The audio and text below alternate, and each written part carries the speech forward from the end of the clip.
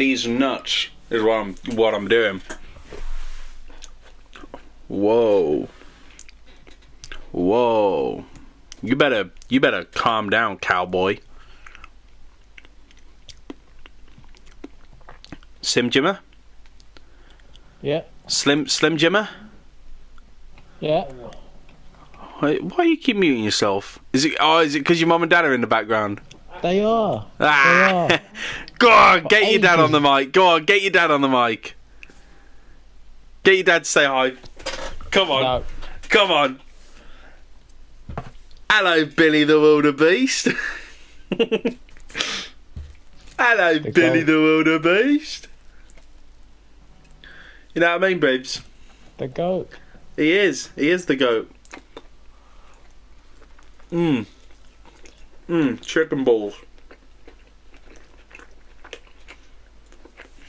You know what, Sam? What's your go-to order from the Chinese? Oh, I switch it up every time. Do you? But it's got to have noodles. Something's got to have noodles in it. Fantastic. To be honest, I don't have it enough to like. You one of these noodle lovers, are you? That sounds nice. Yeah. Yeah. You heard it here first, fellas. Sam's a big noodle lover.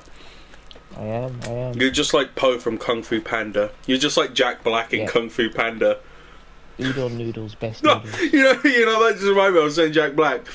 Who's that? That's Jack Black. Jack Black. That's Jack Black. More on Jack Black later, probably. Oh my goodness. I just realised my mic's going to be absolutely horrendous for this if I use this one. Oh, it's alright. Don't worry about it. Don't worry about it? No, don't worry about it. Hold on. Have a listen go on the stream now, have a listen to how bad it is. Oh god. Oh wait, you can already hear it, it's terrible, right? Have a listen go on the stream now. It's no different from Overwatch with the boys mic. That's actually not that bad. Yeah, it's alright. There was this one day that it was just terrible. I was using Oh yeah. I don't know that was like ages ago though. Yeah, I don't know what happened. So that was just how the mic was. The wire was at the wrong angle. That's probably what it was, yeah. That's how it tends to go, isn't it? Yeah. Right. Let me finish my chicken balls and then we'll get into business. Is anyone in? Shut! Shut!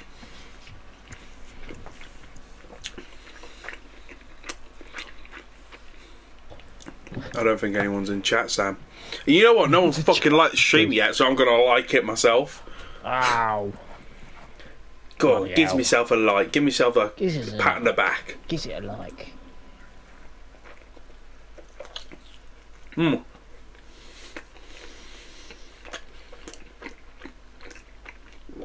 I love chicken balls.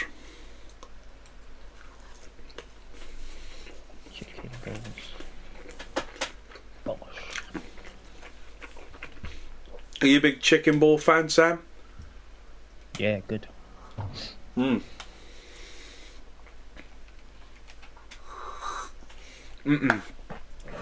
Right, and then once I finish my meal, I'll take my plate downstairs and give it a good scrub for a few, and you can entertain the stream for 5 minutes. Fuming. Yeah. Judy is fuming. Judy's fuming.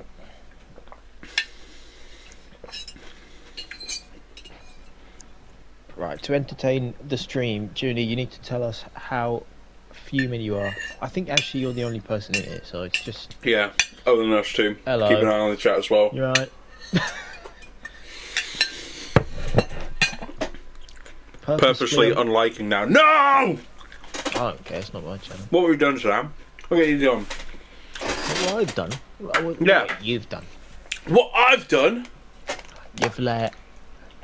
You've let yourself down.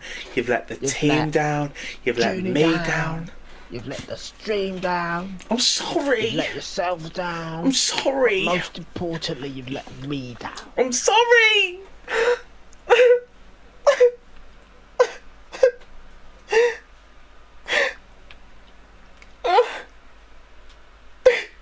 Hello to anyone who's just joined.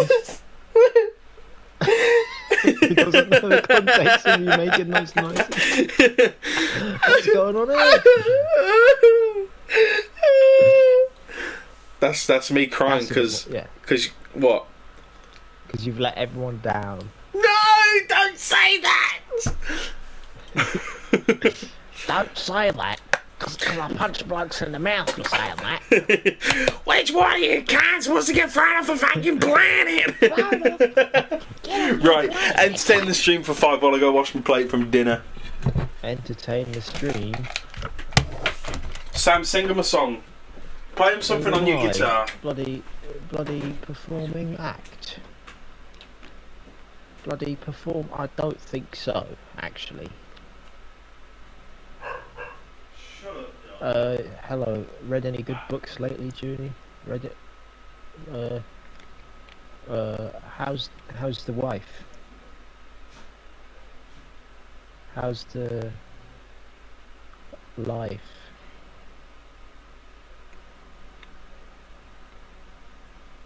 Have you got any games on your phone? Audience interaction. Last book was a doozy. What was that? Was it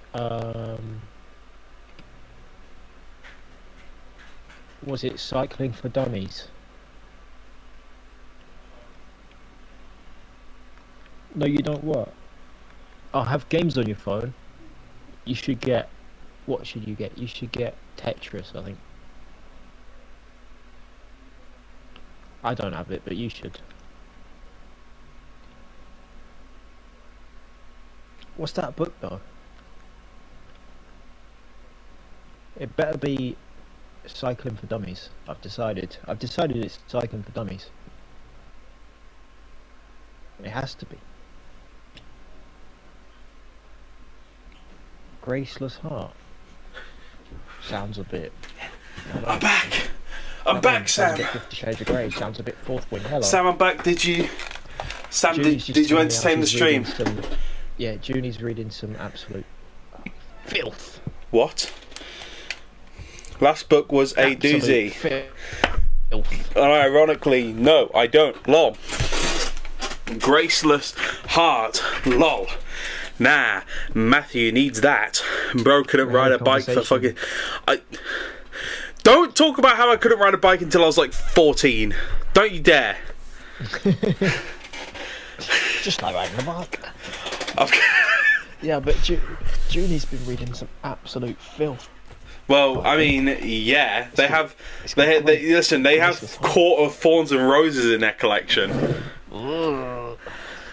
Had the balance of a teaspoon. Alright, you know what didn't help though when I was learning to ride my bike? My stepdad. He's so mean when teaching someone something. He doesn't allow the tiniest mistakes. Like, he just borderline you're fucking shit. Borderline verbal abuse. I went on a little like driving lesson with him the other week, and my goodness. Like, and then we get back, my mom's like, "Oh, how'd it go?" I'm like, "I don't know, man. I think it was really bad." And then he comes in and he's like, "You know, all things considered, it was alright. I mean, a little couple mistakes there, you know, stalled once, but that's alright." You know what I mean? Once? I stalled twice. Like I was fuming, but yeah. Yeah, he just sounds like he's fucking livid all the time. Yeah. So I was like, I don't want to go again. Yeah. Alright, I've poured me a rum out. Got a drink. I've got a full tummy. I've got my second-hand Gryffindor scarf and tie here, and I've got my huh? You nicked it off of something. I did, yeah. Year 7. Yeah, exactly. And my handmade wand, my wooden handmade wand. So, hold on, let me open up my little notebook here, because we decided to put some effort into it, make some notes. The first thing on the notes is introduction underlined. J.K. Rattling equals stinky wench. J.K. Rowling? Nah. Don't like that bitch. Don't like that bitch.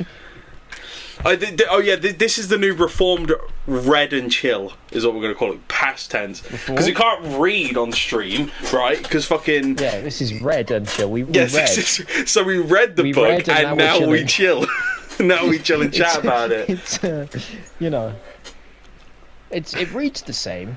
Yeah, you know, at the heart of things. At the heart of things, it's pretty much the same thing, really. Yeah, I mean... I think just in general, because we're talking about, you know, the Wizarding World franchise, I think we have to... Don't you dare go against this, Sam. We have to make verbal our distaste towards J.K. Rowling. We have to make that very clear. I mean, she's a crusty hoe, you know what I mean? Yeah, she is a crusty hole. She's a crusty, dusty, musty, mold-ridden bitch. Horrible piece of work. Don't like her. But unfortunately, she wrote something that's decent. Solid. She wrote something solid. What out of 10 you giving it? What, the whole franchise? Yeah. I had the answer in my head and I refuse to say it. Why, is it too low or too high? Neither. It's high, something. It? It's 6 or 7. I'd give it a 6 or a 7. Okay.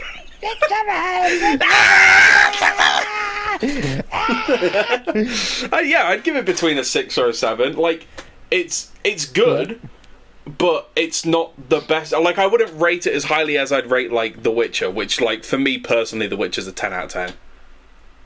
You know what I mean? Like, I wouldn't rate it the same as that. You know what I mean? Like, it's... At the end of the day, I think the big thing holding this back is the fact that it's a kid's book. And not in all areas, but in most areas. It has a couple things that just aren't right as well. Yeah, I mean the biggest one that people point to is the world building. Yeah, the world building is not the great. It's more just like the world just doesn't really make a lot of sense. Yeah. I think you're it doesn't match with the real world, but we're told it is the real world, and it's like, but it doesn't quite like line up, right? Yeah. Or like certain things are just very questionable, you know. She could have done with suffering from like world builder's disease for maybe another year. Yeah. But I think she didn't get world builder's disease. She just got writer's disease and wrote. And then we had a book. We had lots of books very quickly, but we made maybe not so much world book. building.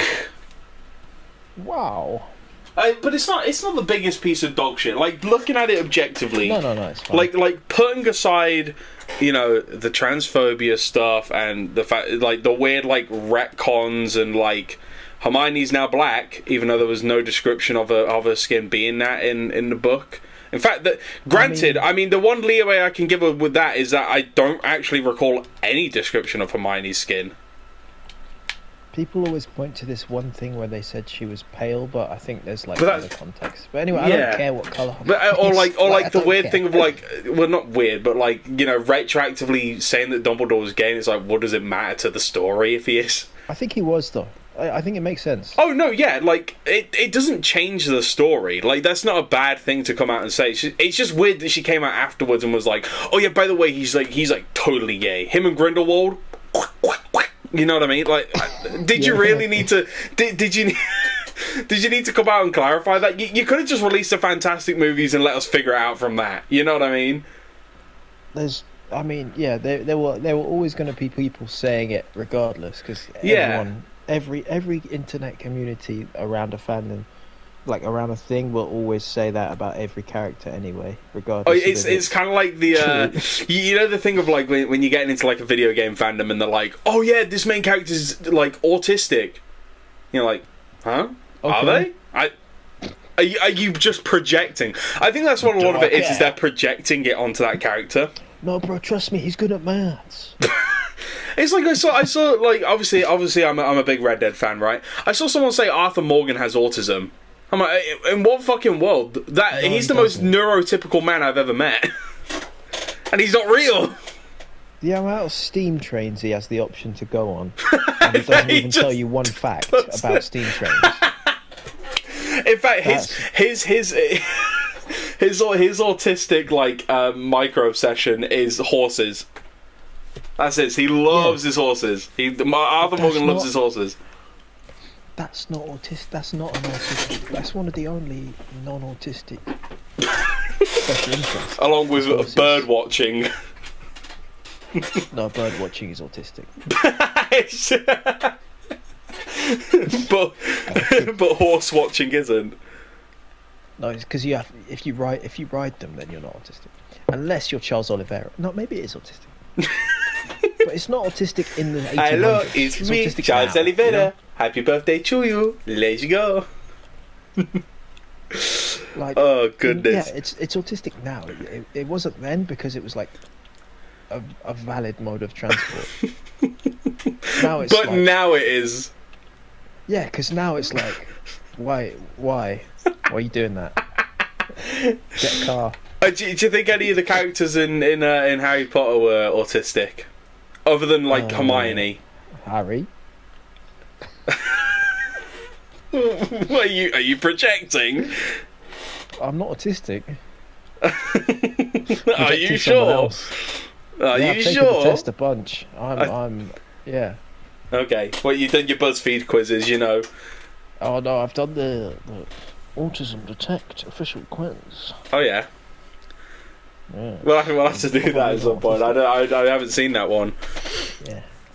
I bet you're more autistic than me. It gives you like a score out of 30. What did you get? Out of curiosity. I think I got 11. Oh. So like I have some slight tendencies, but I think that's just like a person thing, really. Yeah. Do you reckon Voldemort was autistic? Yeah, I reckon if Voldemort he's like the Discord mod autism. Yeah, no, I think if Voldemort was I have to be the server mod. That's Voldemort. Yeah. If you contextualize it, if you look at it from the angle of right, the whole Wizarding World is a Discord server. And Dumbledore and Voldemort are fighting for the role of like moderator, like the main mod. Every location in the film is like a different VC. It's a different chat room, yeah. Exactly. The locked VC, Forbidden Forest. Yeah. That's the 18 plus. That's the 18 plus chat. That's where the weird spider role players go. You got Hagrid in there with Aragog cuddling up together. If he was like a key stage 1 kid, the teaching assistant would be listing off all sorts of things. Oh, like, goodness. You should get him tested. Oh, you should. 100%. Goodness gracious. Okay, well, do you have anything to say before we get into actually talking about each book individually? I mean, I just had one more thought about Voldemort. He's definitely autistic. Yeah, no, he's got to be. Having 7 Horcruxes and not being autistic, is that even possible? Well, one of them he didn't even know about. Oh, but still 6. Yeah. Like... 6, 7! Yeah. Sorry. Right, let's stop. Okay, so... There's 7 books, right? We all know this. There's 7 books. Philosopher's Stone, not Sorcerer's Stone. I repeat, not Sorcerer's Stone. The Philosopher's Stone. You just been owned, Americans. You Americans just got owned, bro. I like when you do an American accent to say Americans. It's no better than them going, bottle of water, Tuesday, innit? It's no different from that. We're all as bad as each other, aren't we? We're better than them, though. Oh, yeah, no, absolutely. So, yeah, the series starts with Philosopher's Stone, which, like, I think... What do you think of Philosopher's Stone as, like, an introduction to a book series? It's alright. I think it was a pretty damn good intro. I think for the first book in the series, it was pretty damn good. It gets you hooked. Got me hooked. Yeah. Plot overview. we meet Harry Potter. He's magic. He gets a letter. Abusive family say, no, you're not going to Hogwarts, and they go to Hogwarts. And then there's Snape, and they think Snape is bad, but Snape isn't actually that bad for now. And there's a Philosopher's Stone. It's hidden in the school, and they try to find it before Voldemort, man who killed Harry's parents, try to find it. And then they scrap at the end of the book. It's good. It's good. That's like the most basic like rundown I can give you With of the book. Summary like that. I mean, come on. I mean, what's not to love? Which, like, I think, I mean, we got to talk about the characters, right? We got to talk about the characters. Which, like, I think, like, going in order, right? What do we think of Harry as a character from the first book? You think? What do we think of shit? Harry. Thank you very much. That's all right. I think Harry is a good vessel to be introduced to the world with. Vessel, like Sleep Token. Sleep Token! Oh my god, I'm a huge Sleep Token fan. I'm not. I don't like Sleep Token. I've never actually listened to a single one of their songs. There's one that's like.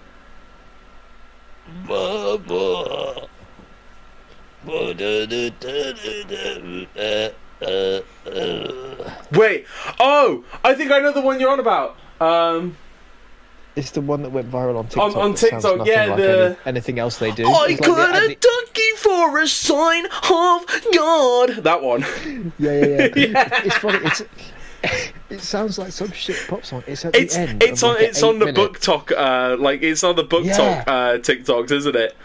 I got a donkey for a sign of God. That one. Yeah, I know the exact one. What the people on TikTok don't know, it's at the end of an 8-minute song with like super heavy guitars and screaming. They just slap that bit at the end. For some reason. You know, I want to know how many Draco Malfoy edits have that on it. You should go and watch them all now. When the stream off, just go watch those on TikTok. Just go say I watch Draco Malfoy TikTok edits. Would you? I think was it on the stream when we went and we found the ones with like 3 days grace and shit, like Animal I've become Draco Malfoy music video. Draco Malfoy. Oh goodness, yeah. Harry. Let's talk about Harry in the first book, right? In the first book. Or should we just lump him in with Hermione and Ron as well, and just talk about them as a trio? Ron goated. Because Ron is fantastic. I think that's the biggest thing that the books like have over the movies, in my opinion, is that Ron is way better in the books, and I mean tenfold. I don't know why they did it. Actually, no, I do know why they did it. Because the director of the movie preferred Hermione as a character and was like, oh, well, in terms of explaining the world, we can just have Hermione do it because you can assume she read it in a book. Which is like, yeah, that's all good and well, but you're forgetting the character who fucking grew up in the world. Also, like, can you just let him talk a bit? Let Ron do something that isn't him being stupid. Yeah, they just decided to make him like the opposite of her and just make him dumb.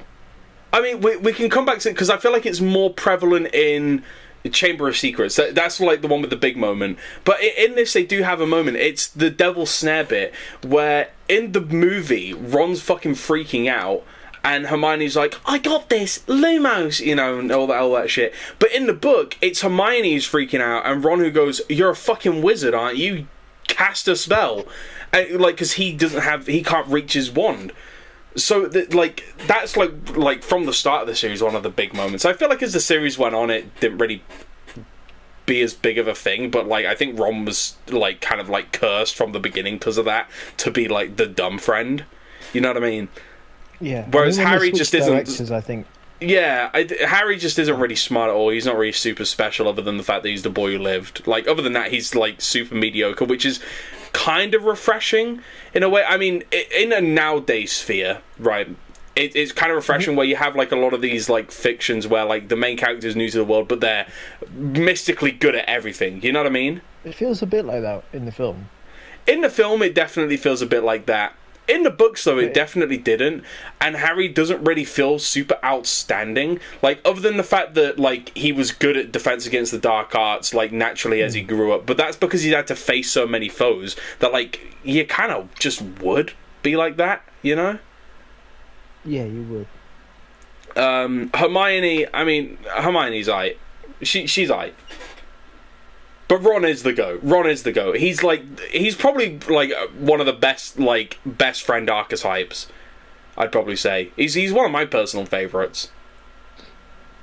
Better than me? Well, yeah, but you're not a book character, are you? How do you know?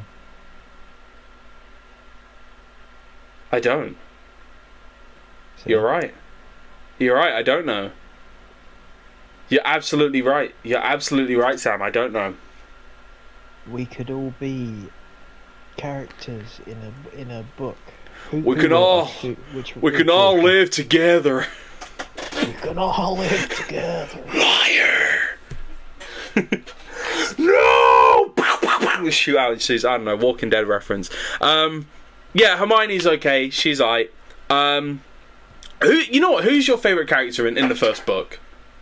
In the first, none of the good characters have arrived.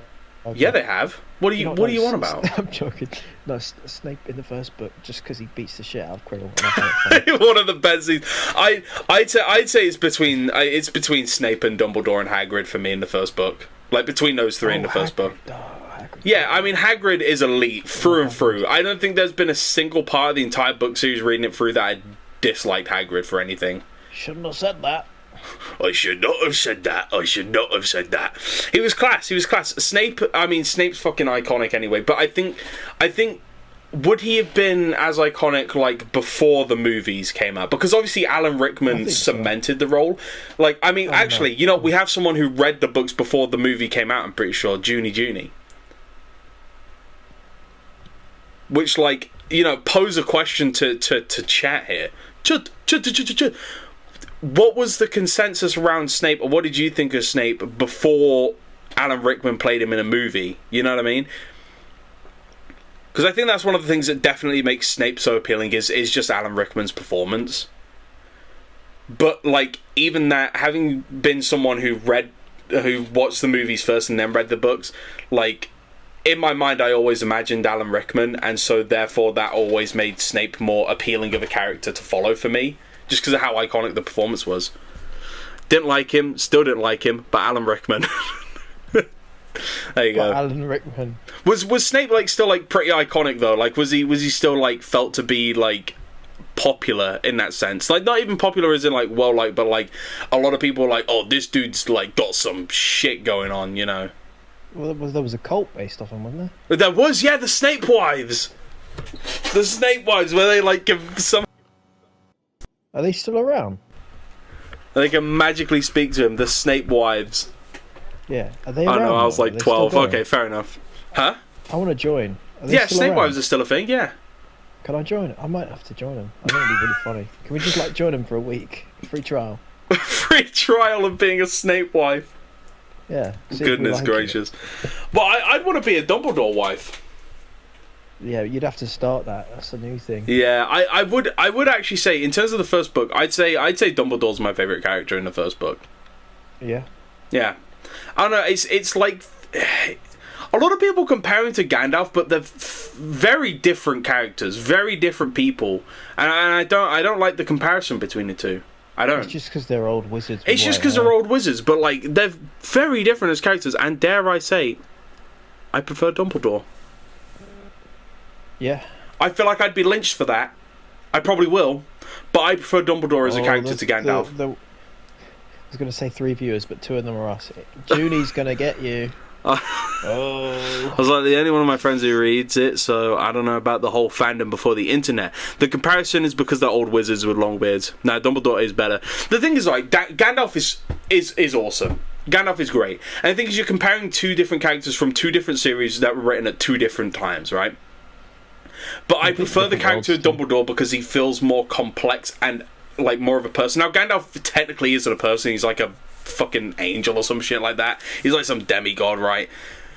Yeah. But I think what makes Dumbledore so appealing, especially towards the end of the book, is the humanity behind him, you know, and those mistakes and learning about his past and stuff. But we'll get into that when we talk about Deathly Hallows, because that's when it mostly comes up. Above that, he's the one dropping banger fucking quotes, and he's so calm and so wise that, like, later on in the book, when things start, like, hitting the fan and things start getting stressful, and you can see it wearing on him at times, like, it hits. But Dumbledore is awesome. When does he do the it does not to dwell on dreams? Yeah, during the Mirror of Erised chapter. Yeah, it does not do to dwell on dreams and forget to live. Best quote in the whole franchise, actually. Amazing. Yeah, maybe that might be one of my favourite moments. There is another moment from the entire franchise that I think is slightly better, but I might just be thinking about the movie version of it rather than rather than the book. If Voldemort had gone bar for bar, it would have been solved so quick. Oh, absolutely. He's a wordsmith. Yeah. Voldy don't have bars like that. No, Voldemort's just like, I'm going to kill Harry Potter, and then Dumbledore's just like, shut your bitch ass up, you pasty snake fuck. You know what I mean? That's That's how they be going. You have good magic, but nobody checked the bars. You have good magic, but nobody checked the wisdom. Who check him? Black belt, who give him? Light can be found even in the darkest of times if only one remembers to turn on the light. From Prisoner of Azkaban. Another great quote. He's always there with the fucking bangers, dude. He's always there quoting bangers. And this is why we love Dumbledore. He's a wordsmith. He's fantastic. Another thing in this book, Quirrell and Voldemort, I kind of lumped them into one on my notes. But what do we think of like the introduction to Voldemort? I thought it was kind of cool. I think it's cool that it's like in the books. I was just going, what? Red eyes? What? What do you mean red eyes? I think like the reveal of like I hate to give this wench credit, but like that twist must have been so like what like the red herring being Snape the whole time, because it's almost too obvious, right? And then the switch up to Quirrell, who's like, yeah, he's been in the book, but he's kind of been in the background doing stuff, and it all makes sense. That was like the big thing that like in like maybe books 1 to 4 were like really like interesting, was like the mystery of like who's the big bad at the end of this one, you know? Yeah. Which that mystery was always really fun to like discover, which like 10-year-old me was baffled. Yeah, exactly. Yeah, you're like, what the fuck? You would be, and like even like having known the twist because of like watching the films and stuff, still reading it in the book was it still hits. It still hits. Yeah. Like it still works. Did you get new little details that aren't in the films? Or that was another cool thing that like reading the book, and like the films I can cut them some slack because it's a film. They're delegated to like a 2-hour runtime, 2.5 at most, unless you're Lord of the Rings, then you get 3. We're making the series. Yeah, unless you're Dune or Lord of the Rings, then you get a 3-hour movie. You know what I mean? We'll be talking about the HBO show later. I'm telling you, we will be. We have to. I mean, I don't know if you've got more to say, but it's a very quick conversation with what. But yeah, I think the conversation more lies in a specific casting choice. Okay, yeah. Which, like, I mean, it's very obvious to know what we're going to be talking about. I'm going to let you yap on that. I don't really have anything to say. Yeah, that's absolutely. Well, my thing on it will just be, it's not a bad casting in the sense of I don't want this character to be played by this guy. I'm more of a, I'm scared of what this is going to do in terms of painting certain people in certain lights in the series. You know what I mean? In the whole story. Yeah, I do know what you mean. It's more of that situation rather than a I don't like race swapping. I don't care if the actor's good. The actor's good. You know what I mean? Yeah, he seems alright. Yeah, if the actor can play the role well, why not? Who cares? You know. But yeah, so in total, Philosopher's Stone, not Sorcerer's Stone. Rating out of 10. Out of 10 for this book. What do we think? Out of 10. I don't remember. To be fair, it's been like over a year since I read it as well. Yeah. From it being an intro, I'd probably give it like 4 years. I think I remember like saying it was probably like a 7 or an 8 out of 10. I will agree with you. I mean, I think that's appropriate. I mean, it's a good intro. Yeah. It doesn't do anything wrong or bad, you know. Yeah, I think Chamber of Secrets is the one I've got the least to say on. Yeah. Really. In general, what do we think of Chamber of Secrets? What do we think? I like. Yeah, I don't hate it. Good book. I like it. Good book. It's probably out of all the books, it might be my least favourite. Yeah. But that's not to say it's a bad book. In fact, actually, no. I don't know. It might be. I'll decide that at the end. Overview of Chamber of Secrets. Second year at Hogwarts. We get introduced to Lucius Malfoy. I fucking love Lucius Malfoy. We'll talk about him after. They go back to Hogwarts. Harry finds a diary. Some like monsters being released. The heir of Slytherin. It's like killing the Muggle-born children or something. And then Dobby, Moaning Myrtle, Lockhart, Scammer. They go down slide into Snake Pit, and then Harry fight Basilisk. Harry win against Basilisk. Voldemort thwarted once again. Queft. That's the, again, simplest rundown I can give. Which, like, for a sequel, I don't think it's bad. I love the specific flavour of spooky it was. Yeah, it felt a lot spookier. Yeah, it was definitely. Yeah. I think the mortality of things definitely, because we didn't know if like Ginny was the big one in the book. We don't know if Ginny fucking died. She just went missing, right? We don't know if we don't know what this creature is.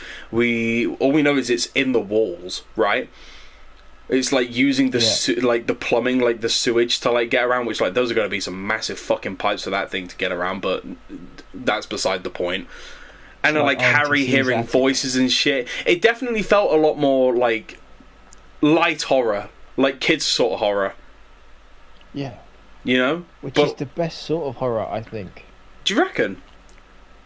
Kind of, well, because maybe not the best, but like, because they're not just relying on, there was blood everywhere, and they kind of got to be a lot more creative than the. Yeah, I get what you're. Which like I don't really like horror. That's why I'm gonna glaze Stephen King here. That's why I like Stephen King's. His books, surprisingly from what I've read, not a lot of blood everywhere. I've read a little bit of. Like I mean, from the free Stephen King. Oh yeah. Does Stephen King, because I don't know if this is common with his other books, does he describe all the women in all his books boobs first? Because he does this in this book. He will describe the boobs, and then he will somehow make it relate to their personality. He'll be like, perky happy lady, or droopy sad lady. That might just be a thing exclusive to that book, because like I don't remember that in Pet Sematary or The Mist or Cycle of the Werewolf. Yeah, there's this guy, like he's going through these different towns and he's meeting people and he keeps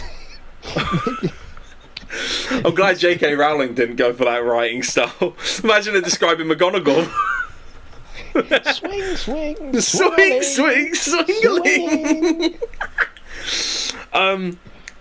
Yeah, I think the vibe in the book is immaculate. It's good. It's just not my favourite in terms of the plot, you know? But it does introduce one of my favourite characters and probably my favourite villain in the franchise, which is Lucius. Hot take, I think Lucius is the best villain in the franchise. Mm-hmm.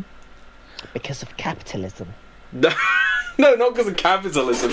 I think one, Jason Isaacs' performance is sold, right? So in movies already had me sold, but if we're going on book here, they're quite similar, right? They're very similar in the book and the film in terms of their demeanor and their attitude and stuff. But I think it's the overall story arc he goes on, you know, where like in this book, in book 2, we're introduced to him and he is intimidating. Like, I mean, he's taller than the kids, he's got that snake staff, you know. and he's got beef with Arthur. He's rich, he's got money, he's got people backing him, he's a very powerful person. And so, like, he just has this air about him of confidence, which, like, as the books go on and as events unfold, he shrivels in on himself and, like, becomes lesser of a person, and, you know, almost like even more self-interested in just preserving his own and his family's, like, safety. You know what I mean? I fuck with that. Malfoy, the Andrew Tate of Harry Potter.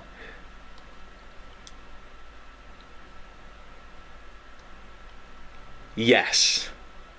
Yes. Yes. I don't fucking know. How am I supposed to answer that? I don't know. I'm just trying to throw some spanners in the works. That's my main job here. You know what? The biggest addition to the book, which is like the whole, like, the funny thing with each new book, is like the new defense against the dark arts teacher, right? So in the first book we had Quirrell, but we never really did much with him. Then we have Lockhart, right? I fuck with Lockhart so heavy. He's awesome. He's such a fun character, right? He's. Yeah.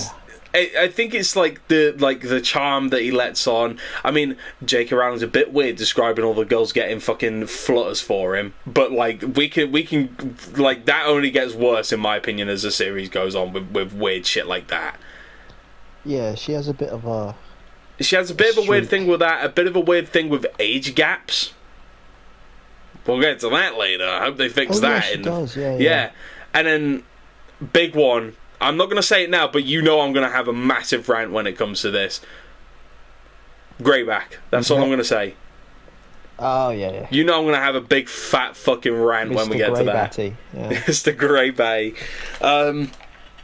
Yeah, I love Lockhart. I think Lockhart was a really fun, I guess, antagonist. He didn't really feel like an evil person. He was just a scammer, and he just wanted to keep his power, you know what I mean? Yeah. I will say this book is probably the biggest in it in terms of the adaptation for the movies, where, like, Hermione was, like, taking a lot of Ron's moments, you know? Like, the big thing was the Mudblood incident, right? Where in the movie it was Hermione who spoke all about it and was explaining it, you know, to Harry. But in the book, you know, even though he's throwing up slugs, it's Ron who speaks about it, because he's from that world and he knows what those words mean, you know? And like, Harry and Hermione are confused. They're like, what does that mean? Why is that such a serious insult? Why would Hermione have read that in a school book? Yeah. Don't put slurs in books. Like, you know, that. Like, and I don't think they would have been dealing with stuff like that in history and magic in year 2 anyway, you know what I mean? Like, that feels like a year 3/4 type of stuff. Like the like that's when it feels like it. Like, if we're going off of like actual like school sort of curriculum, it feels like you'd be dealing with things like injustices and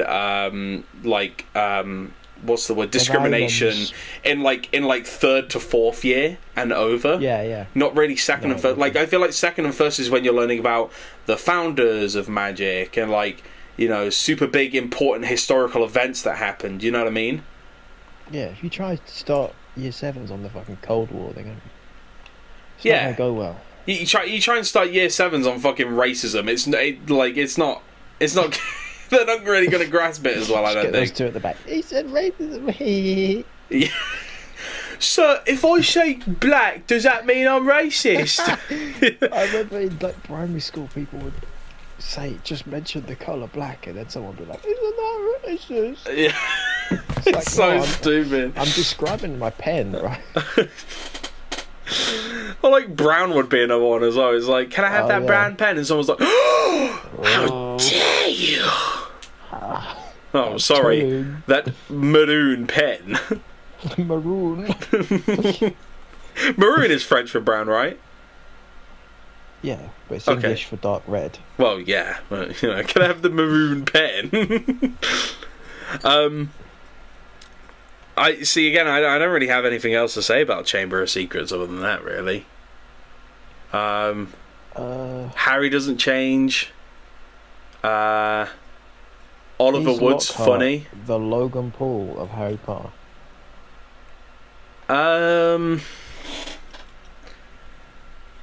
Ooh.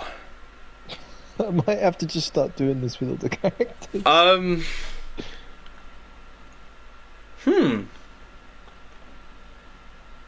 I'd say he's more like KSI. Yeah. You know what I mean? These nuggets aren't They've probably ready! They're not ready! You asked for this, amigo. Oh, goodness. You know, he's probably released the same amount of books as KSI as well. Oh, KSI absolutely. He's an established author. Yeah. From the screen to the ring to the pen to the king. Where's my wand? That's my bling. Always jabber when I ring. From the jungle to the classroom. Oh, goodness. Yeah, I don't really have much else to say about Chamber of Secrets. I mean, out of 10, I'd probably give it like a 7. Because, like, Harry already destroyed a whole cracks, you know? Well, it didn't blow my mind when I read it, but, like, you know, neither did the movie, though, either. I feel like that's just kind of, like, a testament to both of them just kind of being, like, okay. It's average. You know, it's good. It's good. It's not bad, though. I mean, it's I love like the spooky atmosphere. But I'm very much like a vibe type of person with when I watch and read stuff. Like I think that was one of the things that I liked about some of the later books is like, especially like I'm a sucker for misery. All right, most of my favorite stories are fucking miserable.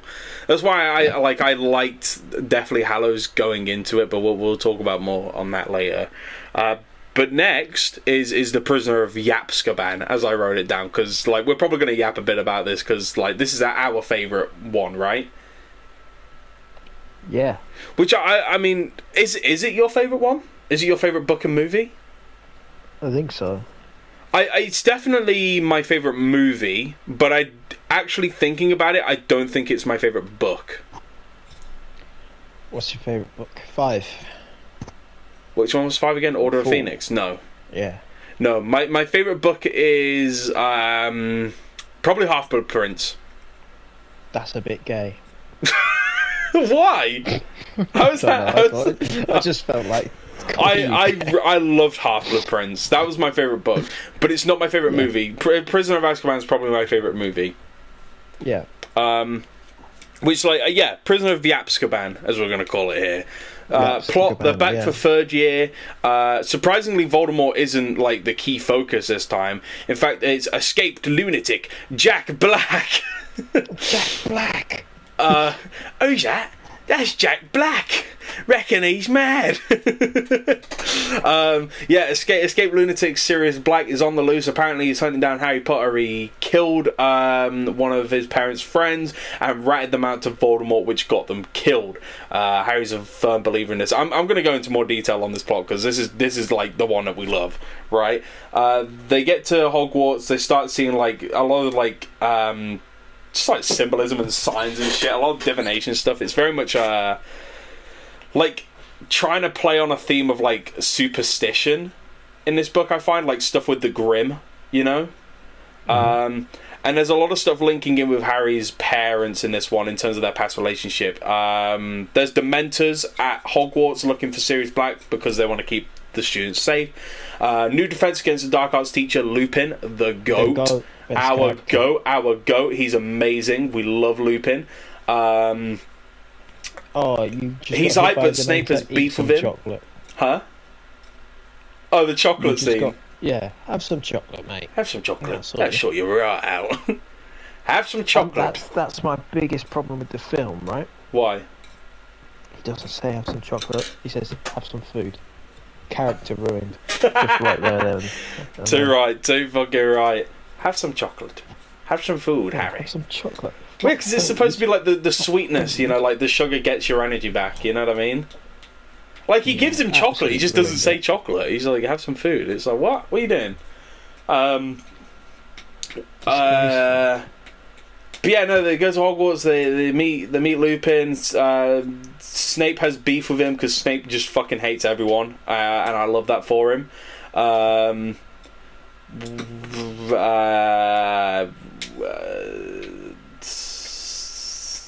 What else happens? Werewolves. Werewolves, yeah. Weeping I kind of willows. forgot like the middle part of the book, to be honest. Yeah. Oh yeah, there's a whole thing of Hermione like disappearing and reappearing because she has a time turner. Then there's Buckbeak. Buckbeak. We love Buckbeak. Smash or pass Buckbeak. Oh, Buckbeak can fucking get it. I want to pull up them feathers. You know what I'm saying? Yeah, no, get a bit freaky, Buckbeak. There's like a whole thing that kind of like has the through line of like, oh, Buckbeak hurt Malfoy, so his dad's pissed off, and now has the Ministry of Magic actually going to kill Buckbeak. So Harry, Ron, and Hermione try and save Buckbeak, or at least try and be with Hagrid when it happens. It doesn't, because like, you know, time shenanigans. So they leave Hagrid's hut, and then like they're caught by the Whomping Willow by Sirius Black in his dog form, and they go into Whomping Willow, and then Sirius is like mad, and they're like, yeah. Actually, this is another big thing. This just occurred to me, right? I remember in the film, you know how it's like Ron on the bed cowering, and then Hermione's the one who says, if you want to kill Harry, you'll have to kill both of us. In the book, it's Ron who says that. Ron's the one ready to fucking scrap. He's the ride or die. Now, not to say Hermione isn't, but Hermione, I don't think it's in line with her character to be so, like, confrontational like that. Not until later books, at least. Like, yeah, with Malfoy she is, because he literally throws fucking racial slurs at her and shit, and, like, she knows him. But a fucking lunatic who she doesn't know could just, like, thrash him. Why would she be so headstrong and fucking, like, rushing into things? That's a very Ron thing to do. So in the book, it's Ron who says, like, if you want to kill Harry, you're going to have to kill us as well, you know? And because she's probably more likely to be thinking about the threat level, you know? Yeah, rather than, like, Because I'm ready to scrap Malfoy's head gonna, on. like, Yeah. inconvenience you a bit, but this werewolf will just rip your head off. Yeah, exactly. But yeah, it turns out, like, Lupin enters, and then they find out they're not actually after Harry, they're after Peter Pettigrew, who's like, oh, where is he? He's the rat, he's Ron's rat Scabbers. He's been Wriggling around. in Raises a Ron's lot of bed. strange questions. Ooh. Yeah, because he sleeps with him. Does he sleep with that little rat? Yeah! Absolute creep. Deserves what fucking came to him, right? But then Snape pulls up, and then they're all like having like a cowboy-esque standoff. Harry Expelliarmus like Snape into the fucking bed, which is really funny. What was it when we were watching the parody video when Harry has the blicky and he just fucking shoots him and he goes flying back. He pulls out the blicky and he's fucking aiming it and he shoots Snape, and it was so funny. There wasn't even blood anywhere. He just went flying back. It was so good. I got the blicky. I got the blicky. It was awesome. It was really funny. But yeah, then they find out Sirius isn't really a bad dude and that he's Harry's godfather. Oh, that was the thing that they did in the middle half of the book, was Harry found out that he was his godfather. Because they were sneaking around, or so they claim. And then they get out of there, and like Sirius is like, "Hey Harry, yo, because I'm like actually super chill, and like we can be like home dogs, like me and your dad were. Like, you want to come and hang out with me?" And Harry's like, yeah, man, I'd love that. And Sirius is like, well, not yet, because I got to be a free man first. And Harry's like, fuck, I got to go back to the Dursleys. Then, Lupin Werewolf, they fight, and then, like, they get back to Hogwarts, and Stag and stuff, and Black has been caught by the Dementors, and he's going to go to Azkaban, and then they time shenanigans, and they save themselves from the Dementors, and then they get back, and then they, like, save Sirius, and then he goes away, and then that's pretty much the end of the book. It's like, and then he gives him a broom, and then he gives Harry the broom, yeah. Which, like, you know what? Let's talk characters now, right? Lupin and Sirius, right? The big newcomers, right? The big newcomers in this book, Sirius and Lupin. I honestly, those two are probably like some of the best characters in the whole thing. Yeah, absolutely. Gotta be. I mean, Lupin, by far, right, we can agree. In terms of all the Defense Against the Dark Arts teachers, Lupin was the best one, right? Best one, yeah. We can agree that, like, he lifted, like, he helped fucking Neville, which, like, Neville seems, like, helpless at this point in the book series. Like, he seems completely fucking hopeless. Lupin's the one who gives him inspiration, and he helps Harry learn the Patronus charm. did nothing but benefit all of his students and accommodated for them needs. He was fantastic as a person, and as a teacher, even better. And like, unlike the movies, and unlike the movies where like the bit where they have the confrontation with Sirius Black, and it almost feels like like you're kind of like, oh fuck, now Lupin's betraying us. In the book, it never felt like that, because Lupin was always like, no, we gotta have a chance to explain it to them properly. We're not after them, you know. And he straight up just says that, you know. And then in the movies, he's like, he has to know why we're doing it, and it's like, he's fucking terrified, dude. This is your best friend's son, and you're fucking scaring him. You're making him believe you're going to kill him. What are you doing? But still, the actor for him is great. And then Sirius as well, great character. Again, another great character. And he's very nuanced as well. He's got a lot of depth to him. Which I think the one thing about the movies I didn't like is, not to say the actor's bad, but the actor was a bit old to play him, in my opinion. Yeah. Like in the book, they're like 30, aren't they? In the book or something like that. Yeah, they're a bit younger. Yeah, so I think like Harry was born when like his mom and dad were like 20 to 21 years old. Like they were really young. But the actors in the movie for him are a lot older. And so there's the whole thing of like, obviously Sirius was arrested, you know, on suspicion of being a Death Eater. And like the whole thing of he's very childish at heart. Like that's the big thing about his character. He's very childish. And you can kind of understand why, because he spent his early adulthood locked away in Azkaban and having all the joy sucked out of him by Dementors. You know what I mean? I think that's enough to drive a lot of people fucking kooky. And then when you get out, you kind of like, your brain's almost kind of paused in development in that section. You haven't had the time to be young and run free and stuff. And it's very clear that he misses James, Harry's dad, because of the way that he treats Harry. He treats Harry less as a surrogate son and more like a best friend. You know, like there is moments, but like going forwards in the book, that's the way Sirius treats Harry, and I don't think Harry really minds, but Harry definitely notices that. And I think it's more other characters like Lupin who call Sirius out on that, and Molly Weasley as well, Ron's mom. She calls him out pretty heavily Sirius on it. Black, the Michael Jackson of Harry Yes, Potter. did nothing wrong. Free up my man. Died too soon. You can stand by that one. You can. That's right. Listen, good music, good person. Is it? He's got good music. He's got good music. But MJ did make some fucking bangers. I don't know. That's the thing with MJ, right?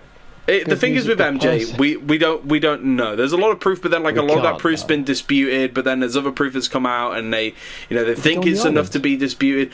There's like always stuff coming out, but like a lot of it was like disputed, and people like trying to get cash it on a check and stuff like that, and sue him and stuff.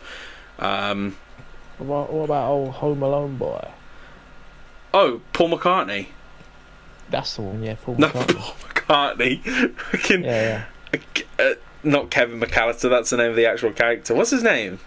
Macaulay Culkin. There we go, Macaulay Culkin. Otherwise known as Toby.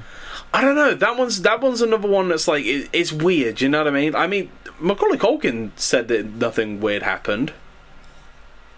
Yeah. But anyway. Like, I don't know. We don't know. Anyway, beside the point. We can't know. We'll never My favourite know. phrase. We can't know. Snape in this book is pretty standout as well. Like, he has a lot of moments because of his beef with Lupin. Because obviously they were childhood, well, not friends, but I don't think Lupin bullied Snape, did he? In fact, Lupin was the one who was very much like middle ground, like didn't like partake in it, but didn't stop it. Yeah. Which, like, there's the whole thing. They mention it in Deathly Hallows, is that Lupin was put to be prefect to try and stop and like have that authority to actually stop James and Sirius from taking the piss out of Snape, but it didn't really work. But like, it's really fun seeing the two interact, where they're like very passive aggressive to each other, and we learn that they are like kind of helping each other out, and it's like, or like more like they do have like mutual, just like, okay, like Lupin's fine with Snape. I think it's just more Snape being so hung up on the past and not being able to let go of what happened, that like he just can't help but make snide remarks, like when Lupin has to go away because of his lycanthropy for like a week and Snape is in charge of lessons, he purposely skips over what they were learning and goes to make them learn werewolves, you know. Snape is a bit of a chud. He is a bit of a chud, but I love him for it. I absolutely love him for it. But then, like, we learn that Snape has been actually actively like making potions to ease Lupin's transformations and to make it a lot easier on him and stuff. And then there's the whole thing of Snape actually defending the kids at the end of the book as well, which I think, like, when I was watching the films, that was like the big thing to me, that was like, yeah, he's not really that bad of a guy. But then, like, but the thing is, we learned later on he's not really doing it because he actually likes Harry. He never did, not once. No. But that isn't really as much of a fault of Harry's, really, as much of a fault it is as it's more Snape's fault that he doesn't like Harry, because Snape didn't want to. Fucked. Yeah, because Snape got literally fucking cooked. Which, I mean, I'd be pissed as well. I mean, if I was Snape, I'd probably be pissed. But then again, I'm not Snape, so you'd be pissed for like 5 years. Yeah, and I'd be like, well, this is my chance 20? To sort of like, you know, have an effect, you know, and to like actually do something, you know, and you know, I don't know, help this kid out, you know. I don't know. And then Peter Pettigrew, or play the long game and cuck him. Yeah, exactly. And then Peter Pettigrew as well is another big player in this game. Yeah. What do we think on Peter Pettigrew? Bastard. Yeah. I think he needs to get out of Ron's bed. I think he needs to be on a list, mate. He was definitely at the parties. He was definitely at the P Diddy parties. Him and Sirius were having a gay old time. Sirius as well. Do you reckon? Oh, Harry, I want to be your friend. Yeah, I've seen it all before, mate. Where have you seen it before? Oh, you don't want to know. Okay. Yeah, no, Peter Pettigrew, I think he's a fun addition to what like he adds later and stuff, and like the betrayal of it, you know. He was the one who betrayed them the whole time, and you know, he literally was the rat, you know. Little padfoot geezer. Yeah, no, he was Wormtail. Oh yeah, sorry. Yeah. Padfoot, Wormtail, Moody and Prongs, wasn't it? Mooney and Prongs, yeah. I don't know. Yeah, because they all became Animagus or Animagi or whatever, Animagus, I don't fucking know how you say it, to basically just hang out with Lupin while he was a werewolf, you know? Yeah. But yeah, no, I mean, out of 10, Prisoner of Azkaban out of 10, I think the book is better than the movie for Prisoner of Azkaban. Like most of them are. And I think one of the big things that I think turns people off to Prisoner of Azkaban, actually there's two things I think. The time turner stuff, because that breaks a lot of weird things in continuity, and like they had to address that in Cursed Child, which isn't canon anyway. Gives John a hissy fit. Yeah. Gives our friend John a hissy fit. Yeah. I think also, like, in terms of the movie adaptation, because I think a lot of the hate derives from the movie adaptation as well, is the change in director, and the movie's becoming a lot more desaturated and dark, and blue becomes like the main color of the movies going forth, pretty much. That's alright. But it's a very big tonal shift, you know. That, and then but like the actual like time traveling bit itself, which in the book I didn't think it was that bad, because it was basically just one chapter until like the like when stuff diverges and the timeline sort of catches itself up. It was basically one chapter pretty much. Whereas in the movies it is like a whole like 40 minutes. Which, like, is as long as it takes to read a chapter, but when you're reading the chapter, it doesn't feel as long as it is in the movies. And in the movies, they really go over the shit that already happened, like, really go over it. You know? But in the book, they don't really. It's like pretty quick in the book, so it didn't really fuss me too much back then. Yeah, no, it was good. I'd probably give Prisoner of Azkaban a 9 out of 10. Good book. Yeah, very good book. Very good book. Probably my second favourite, yeah. What do you think about it, Sam? Any closing words for Prisoner of Azkaban? Good book. Take it away, Yanni! I love the Jamaican heads. Oh, those guys. Yeah! Take it away, Yanni! I forgot that was that book. Yeah! Banger book, yeah. Banger film. Just because of the Jamaican heads. Yeah, mostly, yeah. Very good. It's the best part. 10 out of 10. Best part of the whole thing, really. And it's got Lupin here as well. And yeah. You know what? Would you? How many drinks would it take to shag Lupin? I'd say 2 because I'm nervous. What do you think he smells like? Pine wood. Oh, what then sober?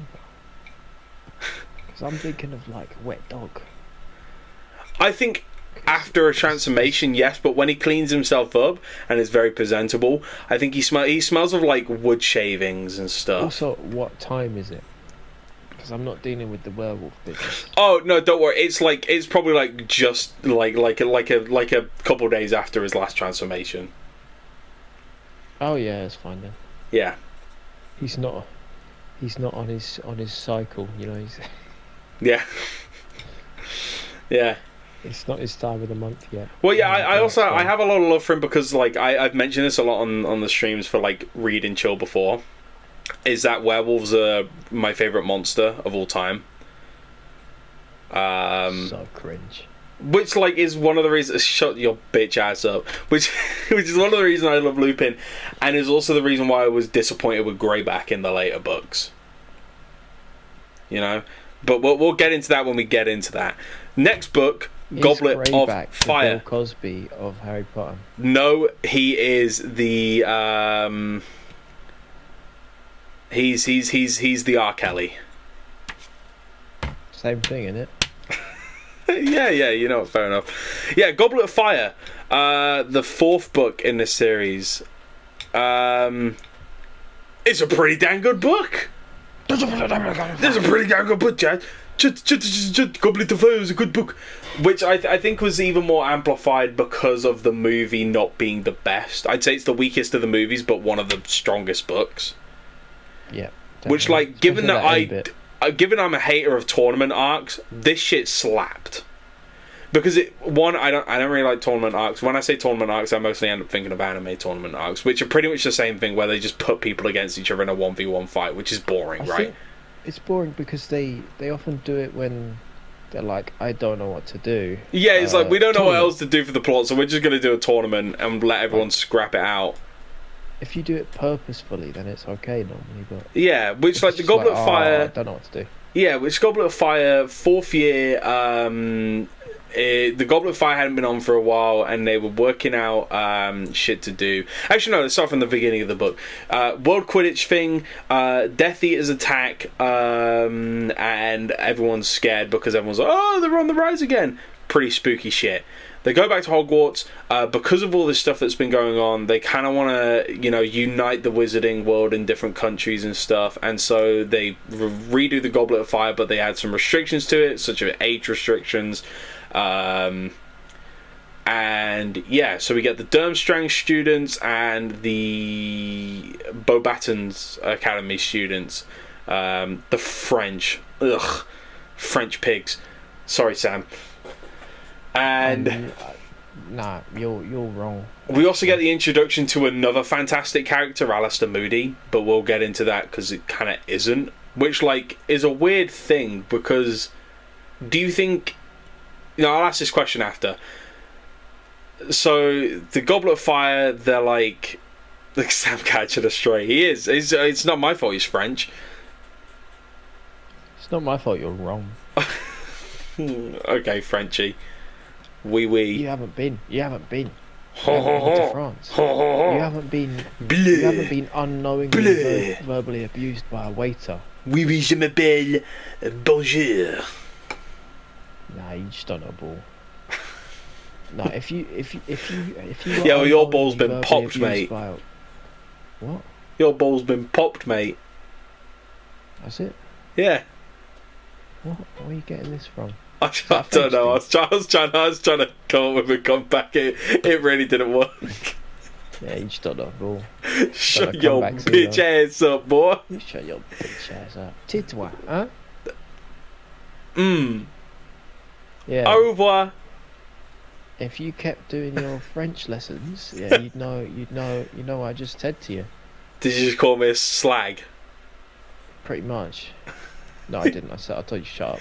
Oh wow. Would you say tutu? Yeah. Yeah. Yeah, so the Goblet of Fire is like a tournament thing with different challenges, and whoever wins gets like a load of fucking money, and everyone's happy and yippee. We get Cedric Diggory, one of the best characters, love him, played by Robert Pattinson, the Batman, the Edward Cullen. This is the skin of a killer, Bella. Which we gotta read the fucking Twilight books. We gotta read them. That would be an elite stream. Okay, I can handle a couple hours of a film. You can listen to the audiobook then. No. Okay, you'll go into it with the perspective of the movie. I'll go into it with the perspective of books and movie. Sure. Which we need to finish the movies as well. I think that'd be really funny. Same with 50 Shades of Grey. You'd be more willing for that, wouldn't you? Yeah. Get me rocks up. Oh goodness. But yeah, so we get Cedric Diggory is one of the champions. He's great. Hufflepuff. I think it's like the only recognition Hufflepuff ever gets as well. Cedric Diggory, more like digging in your butt. Hell yeah, bro. Hell yeah. I bet you're so happy you asked me to do this with you. I am. I really am. Digging in your butt. Digging in your butt. And then we got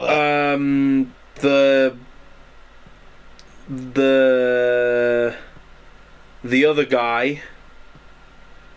What was his name? He was borderline a paedophile. Rolf Harris. No, the guy from Durmstrang. No, what's his name? Oh, Khabib. The one from Dagestan. Yeah, that's Khabib, isn't it? Yeah. What, Islam Makhachev? Send him to 3 years Dagestan and forget. Send him to 3 years Durmstrang and forget. What's his name? What was his fucking name? What was the character's name? No chain. No. Shut up! Oh my god! What was his name? He was the fucking paedophile. Oh, because he was trying to snog up to Hermione, and he's he was like 19 and she's 14. Yeah. I don't remember his name. Was it Bilal Muhammad? Remember the name? It was not Bilal Muhammad. Dumbledore, please. Dumbledore, please, give me my shot. No, Karkaroff, please, give me my shot. Karkaroff, please. And then Fleur, French pig. Which, like, Fleur was just borderline annoying. One of them was a paedophile. Cedric was the goat. And then Harry's just thrown in there because, like, you know, secret Death Eater in the school. Ooh, who's that? Yeah, so then Harry's forced as a fourth competitor to join in. It's pretty cool, you know, dragons and shit. And then, like, you know, the defense against the dark arts scene, which, like, the Unforgivable Curse lesson, one of the best scenes in the whole franchise. Like, a lot of it was also, like, the character development for Neville, which, like, Neville's one of my favourites in the whole franchise. So his whole bit was... Yeah, his whole bit was, like, fantastic with that.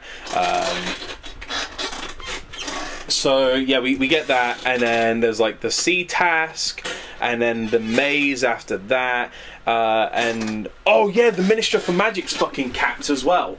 or no, it wasn't the minister. It's the what's his name? What's his name? The one who had Winky, the house elf. Winky? Yeah, you remember Winky, the house elf? Winky? No. The house elf that got really fucking drunk. The drunk house elf. No, she was accused of casting the dark mark at the start of the book. Winky, I remember Winky. Yes. What what was his name? Who's the Barty Crouch. That's his name. Yeah, Barty Crouch. Yeah, Barty Crouch. He was capped. He was like killed, and then his body was found. Which like we actually got to see Hagrid crash out, which is fucking crazy. Because like the whole thing was like I think like Karkaroff was like throwing around threats and shit, and I think he was like the main suspect. Where people thought it was him because he's an ex-Death Eater and stuff. And didn't also I can't remember what exactly happened with Hagrid, but he got led on or something. I don't remember by the head of the Beauxbatons, right? Yes, yeah. How did that go? I don't remember. So Hagrid noticed she was a lot taller and that she was half giant as well, and she was embarrassed about the fact that she's half giant, and so when Hagrid suggests that to her, she gets very offended at it. But then she like comes around, realizes that she was a bit of a bitch with that, and really upset Hagrid. And so like then they do their thing, and they go away for Order of the Phoenix. She does come back in Order of the Phoenix, kind of, but not really. But like yeah, we'll get to that when we get to that. But yeah, and then like they didn't really get together in the book. They didn't really get together in the book, but like I don't really think it was going to work anyway. It's fine. Yeah. They were hanging out. Yeah, they were hanging around. Yeah, the Yule Ball happened, and then the last task. Yeah, what if they played Mr. Brightside at the Yule Ball? What if we kissed at the Yule Ball, Sam? What if me and you kissed at the Yule Ball? And they play Mr. Brightside. What if they played Gucci Gang at the Coming out of my cage and I'll be doing just fine. Gotta get down because I want it all. It started out with a kiss. How did it end up like this? It was only a kiss. It was only a kiss. You know what I mean? I shouldn't have said that. Say I'm your number one. Say I'm your number one. But yeah, no. Then the last task was the maze, in which what was his name? The Durmstrang guy, the paedophile, got Imperious, and he was attacking like Cedric and Fleur to make sure they couldn't get to the goblet, because the plan is for Harry to get to the goblet, which was actually a port key, and then they go to a graveyard in front of Voldemort's dead dad's grave, and then Wormtail comes out. And he caps Cedric. He Avada Kedavras him. He caps him. Really sudden. Really, I know. I love Cedric's death because of how sudden it is, and we don't get a moment to linger on it until later. It impacts you way more because of the shock of it. Yeah. You know, I love that. I love that so much. Yeah, and then Voldemort's revived. All the Death Eaters pull up, and then Voldemort's like, you pussies weren't on my side until you knew I was back for sure, you fucking wusses. And he calls them all out, and he's like, yo, Bellatrix is my dog, though, even though she's still in Azkaban, because she's stuck by my side. Honestly, I ship those two. Kind of. Mostly. If I didn't think Voldemort was actually gay. But we'll get into that later. You think he's gay? I don't even say he's gay. He's gay. He's love, which is what I think, but no, no, I don't think he's gay. No, he is incapable of love. I think in better circumstances, him and Bellatrix, because Bellatrix was out for him. She was all over him. Absolutely, she was obsessed with him. Which, like, I mean, you know, I wish Bellatrix was as obsessed with me as she was with Voldemort. You know, because she's fine. But you know, I just need an angry goth girl to ruin my life. That's all I need. You and everyone else, apparently. Yeah.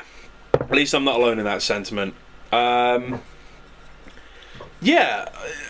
overall, Goblet of Fire, pretty damn good. It was a good book. Good. So, yeah, you know what? That's a good thing to start with. The movie adaptation is a good film, but I think as an adaptation of the book, it just passes. Like, it keeps the key beats, but it misses out a lot of the character development and stuff. But it keeps in the key bits, and it's kind of crazy how, like, the director even was like, I didn't read the book because it was too long, which is funny, but also, why are you directing a film if you haven't read the book and refuse to read the book? Yeah, that annoys me, but I probably would do the exact same thing. Well, I would have done the exact same thing for Order of the Phoenix, really. Like, if we're going for one of them, that like, I'd rather not read it's Order of the Phoenix, but not because it's a bad book, just because it's fucking huge. It is massive. It's 800 pages. But you got to get Umbridge right. Like, you can't. You Yeah, don't have to read it. yeah. Umbridge is so integral to that book that, like, you flop Umbridge, the whole thing fails. Yeah. Which they did not, but we'll get into that in a moment. Big thing. She wasn't froggy enough, though. That's my only concern. Yeah, she's very froggy in the book, but, like, other than that, couldn't have done better. Very well Yeah, Moody. Moody's a big thing I want to talk about. Alistair Moody. So, obviously, the whole twist is that Alistair Moody isn't actually Alistair Moody, and that is Barty Crouch Jr., who was a Death Eater, polyjuiced as Moody, and like, invading Hogwarts as that year's Defense Against the Dark Arts. And, admittedly, for a Death Eater who hated Harry Potter, he played the fucking role of Moody really well. Like, right? Too well. Too fucking well. Which, like, begs the question, do you think Moody would have been as surprisingly good of a teacher as Barty Crouch Jr. I think, was? honestly, he probably would have been worse than Barty Crouch. Yeah. Because it's clear that, like, a lot of people were kind of scared of Moody. Like, in the book, like, people were scared of him, but, like, not in that way of, like, I don't want to see him, like, not how, like, Neville was afraid of Snape, or a lot of the students hated Snape. They were just like, he's just a bit of a kooky old man who sometimes gets a bit shouty and mean. But, like, overall, he's a really good teacher. Which, like, yeah, that was the big thing. And do you think the Unforgivable Curses lesson was actually planned? Or do you think he was doing that because Death Eater, spooky, I want to be spooky? I think he was doing it for spooky. Yeah. But, like, it ended up being a good lesson, though. It ended up being a really engaging lesson, and the kids kind of fucked with it, except for Neville, obviously, with the Cruciatus Curse.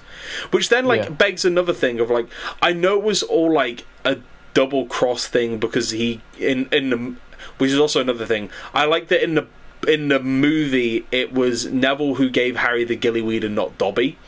I feel like the setup for that's a lot better with, you know, Neville's upset, and so, you know, Barty Crouch Jr. takes him to his study and he gives him the book on the herbology stuff, and then Neville learns about gillyweed, and then Neville then passes that information to Harry when he's in need of it, rather than Dobby coming out of left field and giving the information to Harry. I don't know, didn't really feel as natural.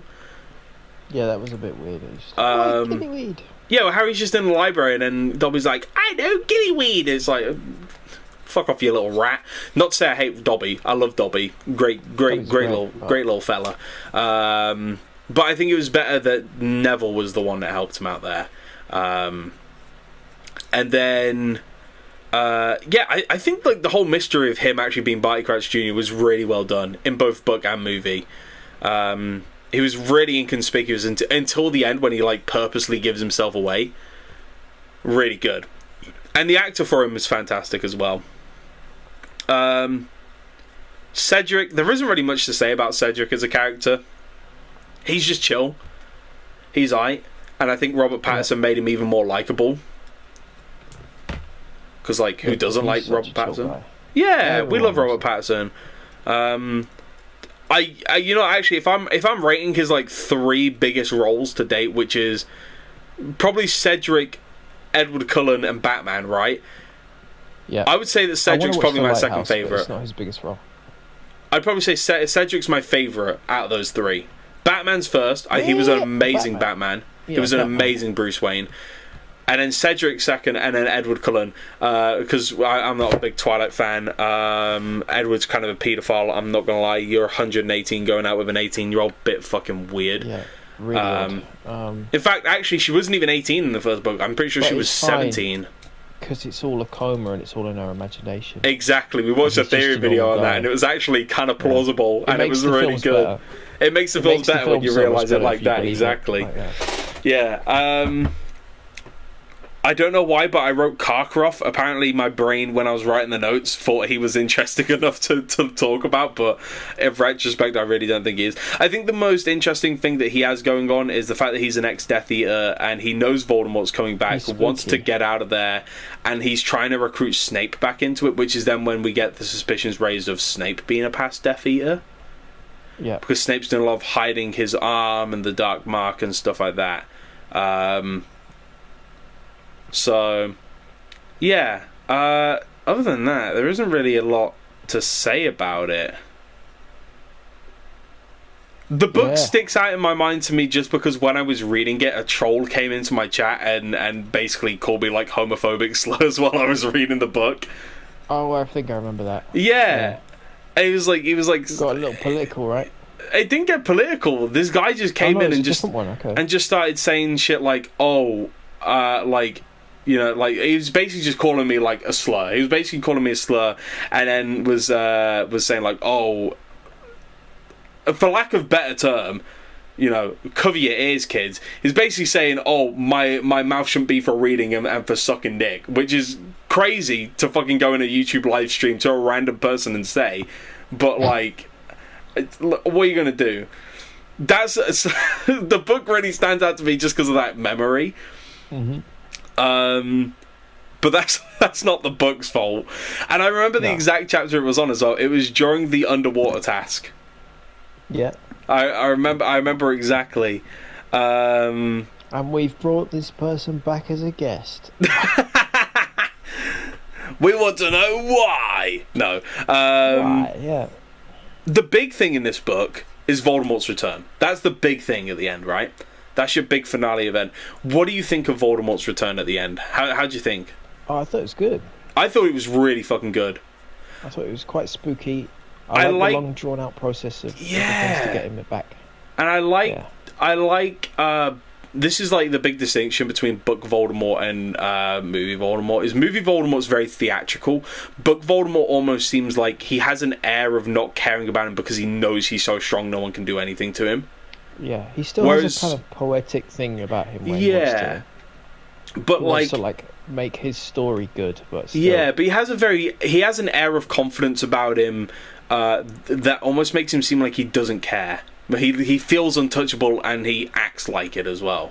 With like king. The way, with like the way he casts his spells and stuff like that, it doesn't say like, oh, he shouted them or anything. A lot of it's just like he just seems to be just saying them. Like when he says Avada Kedavra, he's not yelling, he's not going Avada Kedavra. He's saying like Avada Kedavra. You know, he's almost bored. Like he's done it a million times. This is second nature to him.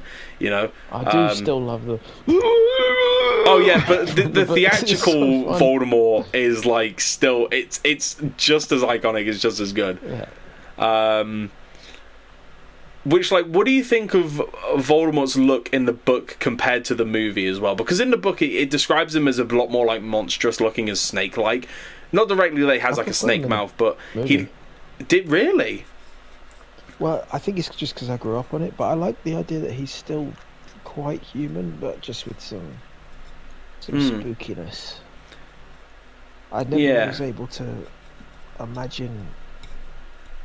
Actually, I never was able to imagine him in a cooler way, but I can do it right now. Well, yeah, I think what I always imagined was the original design when they were doing the Philosopher's Stone, like the original concept for him on the back of Quirrell's head, where he literally is like a fucking monster. That's how I always imagined it. As much. Oh, I loved it because I like the whole theme of he's losing his humanity and becoming more snake-like and monstrous. Like, he's no longer human. He doesn't want to be mortal, so he's not going to be human because humans are mortal. He's going to be... Also, the green eyes.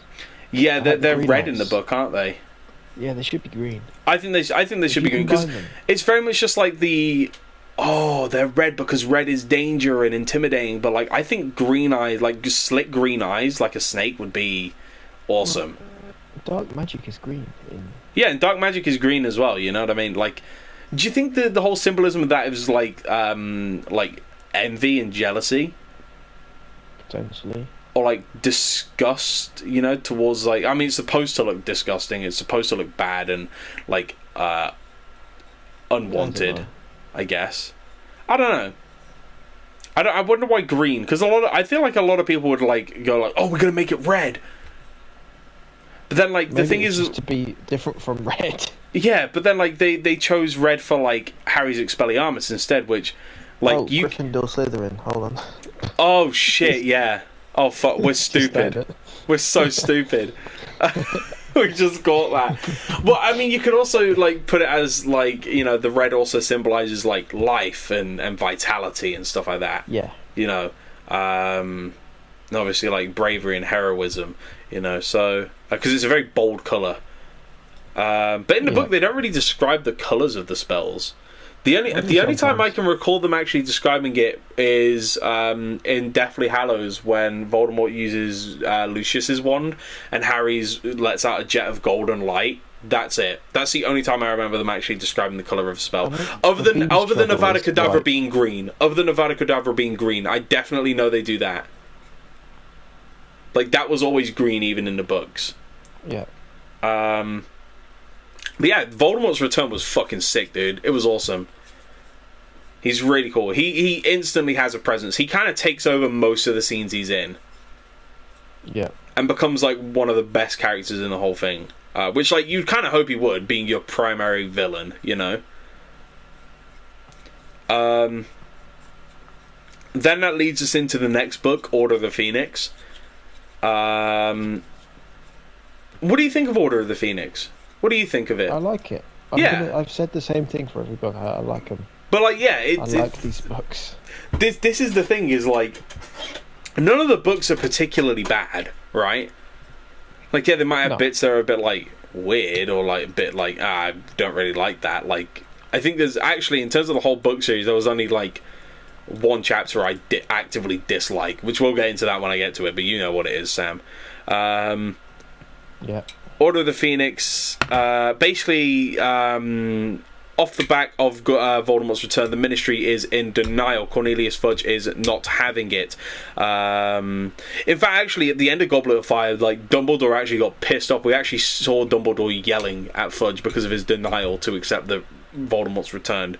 But yeah, so as a result, they think that Dumbledore isn't really, you know, clear of mind, sound of mind enough to stay at Hogwarts, so they bring in Umbridge, and the kind of whole plan is to get her in charge of Hogwarts.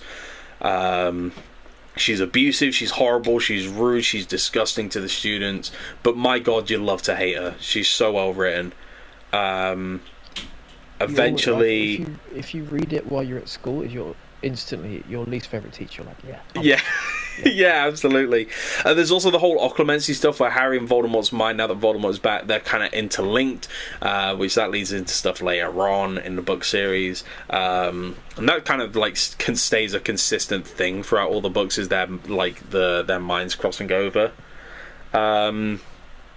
But yeah, so eventually we find out that Sirius is in trouble, or at least we think, and so Harry and friends go to the Ministry. Basically, Harry, Luna, Neville, Ron, Hermione.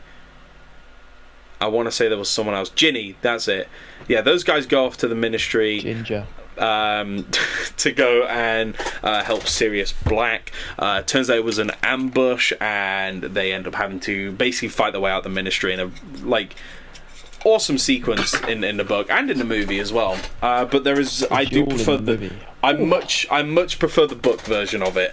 It lasts longer. It feels more intense and like a proper fight for survival. Rather than like the movie, it was pretty quick. And they also formed like a club called the Order of the Phoenix because Defense Against the Dark Arts was kind of shit, and so you know, they wanted to actually be prepared. The ones who believed that Voldemort was back, they wanted to prepare, and Harry was the best one to teach them. So rumor requirement stuff, yada yada yada. Biggest thing in this book was like Harry's grief. I think was one of the big things in this book. What do you think of Harry at this point in the story? And because this is when he starts to become less of a like empty shell of a character as a vessel for the readers to kind of latch onto, and more of his own person, in my opinion. Yeah. Don't remember. Because I know you weren't a fan of shouty Harry, but I kind of fuck with it. I wanted him to shut up. But I kind of fuck with it. I low key I agree with him, and I'd probably be the same. You think about all the shit he's been through and stuff. I really cannot blame him for being so pissed off. It's not really this book that it's the worst in. I think it's the start of Half-Blood Prince that it's the worst. Yeah. I don't like angry shouty pants. Yeah. You're not a fan? No. I mean, I don't like when he does it, but like I don't exactly blame him, you know? I don't blame him to a point, and then I think what makes it less agreeable is when he's taking it out on Ron and Hermione when they haven't really done anything wrong. That's my problem. But like when he takes it out on Dumbledore, like in Half-Blood Prince, that's when, you know, and Order of the Phoenix as well. Because Order of the Phoenix is when Dumbledore's like basically cutting off from Harry, which is when we start to see more of the humanity in Dumbledore, where he's like, I'm scared that my connection to Harry is causing danger to him, and that he's going to rely on me too much and stuff, and so I'm going to separate from him. And that in turn hurts Harry more and makes him more aggravated. So like when he's crashing out Dumbledore, way better. Like it's because Order of the Phoenix is when he's doing the occlumency lessons with Snape, right? It is Order of the Phoenix, right? Or is it Half-Blood Prince? I don't remember. I think it's Half-Blood Prince. I don't know. It's been too long.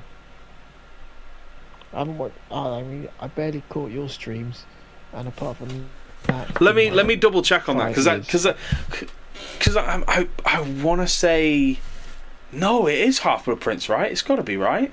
I think so because they're too busy with all the other bullshit.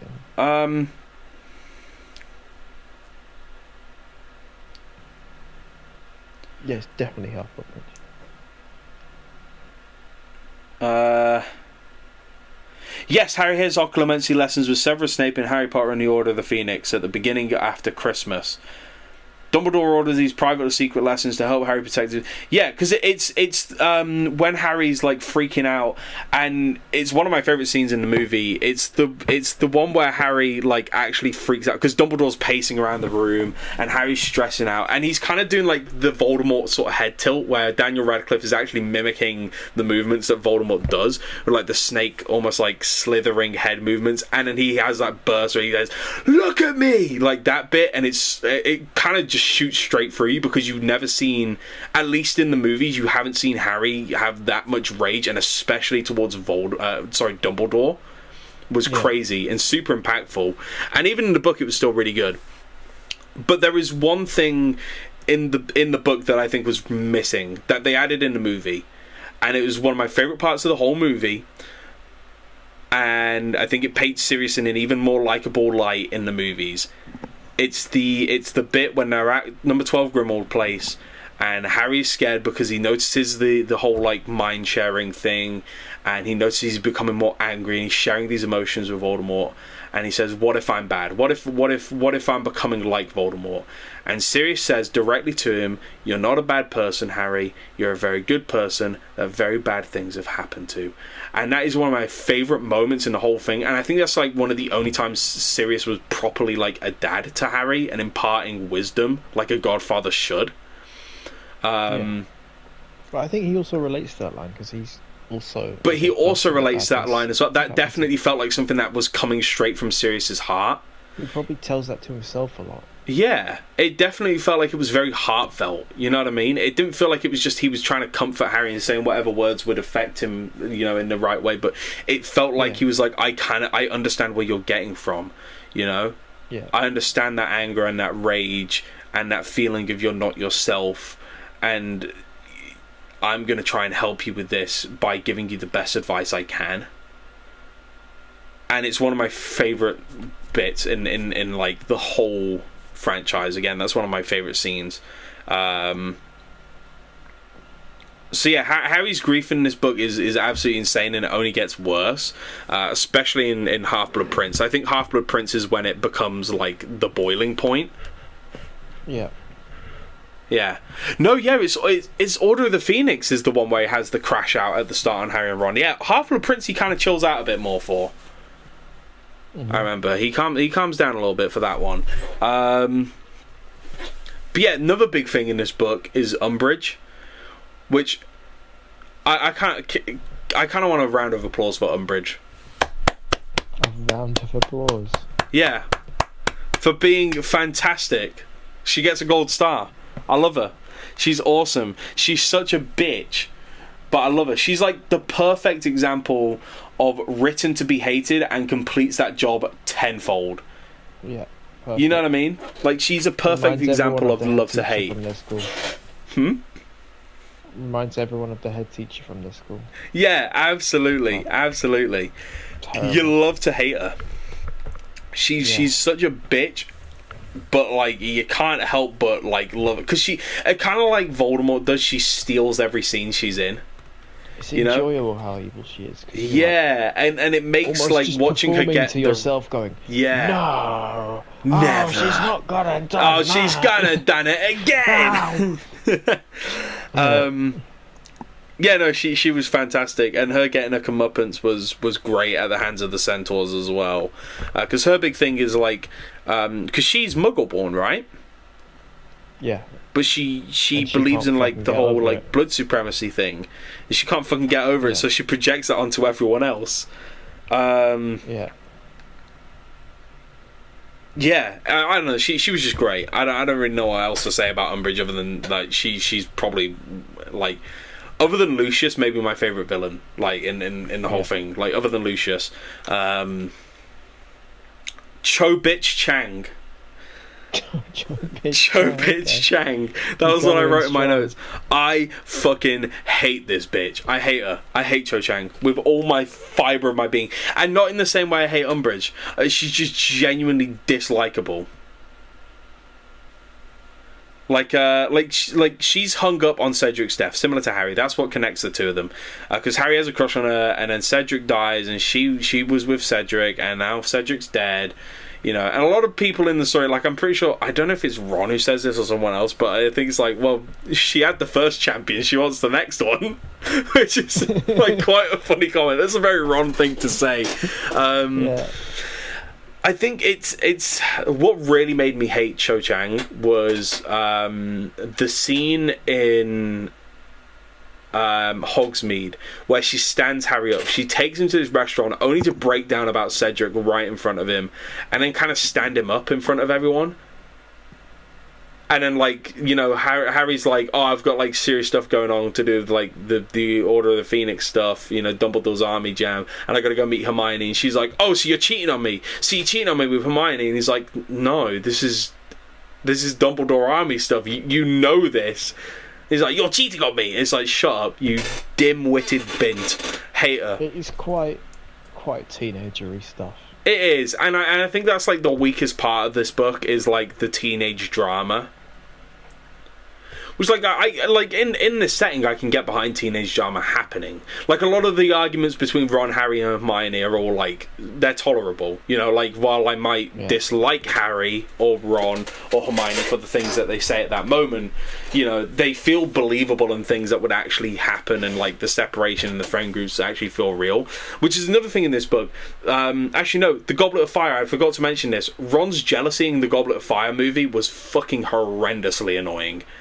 In the book, however, he comes around to it and he kind of realizes, oh yeah, Harry's kind of right. Which, like, you would think, being friends with Harry Potter for fucking 4 years at this point, you would think, if Harry says something's up, and he didn't put his name in the Goblet of Fire, something's up. Yeah. Right? After 3 consecutive years... To believe him. Yeah, I'd be inclined to believe him. I'd be like, you know what? I'm kind of jealous you're in the Goblet of Fire and I'm not.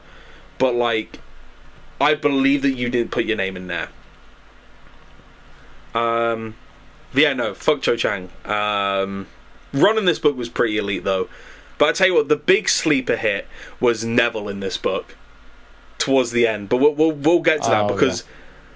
Now we get into the Ministry raid, the finale of the book, the raid on the Ministry, when they go to try and rescue Sirius and end up getting the prophecy and stuff.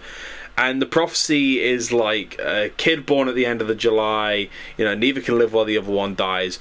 Now, the thing is, Harry and Neville are both born at the end of July, and it makes a point to be like, they own like Dumbledore. Sorry, not Dumbledore. Voldemort only chose the Potters because like Neville's parents were already kind of out of the question or something like that, or like one of them had more protection than the other. So, or like it was basically just chance.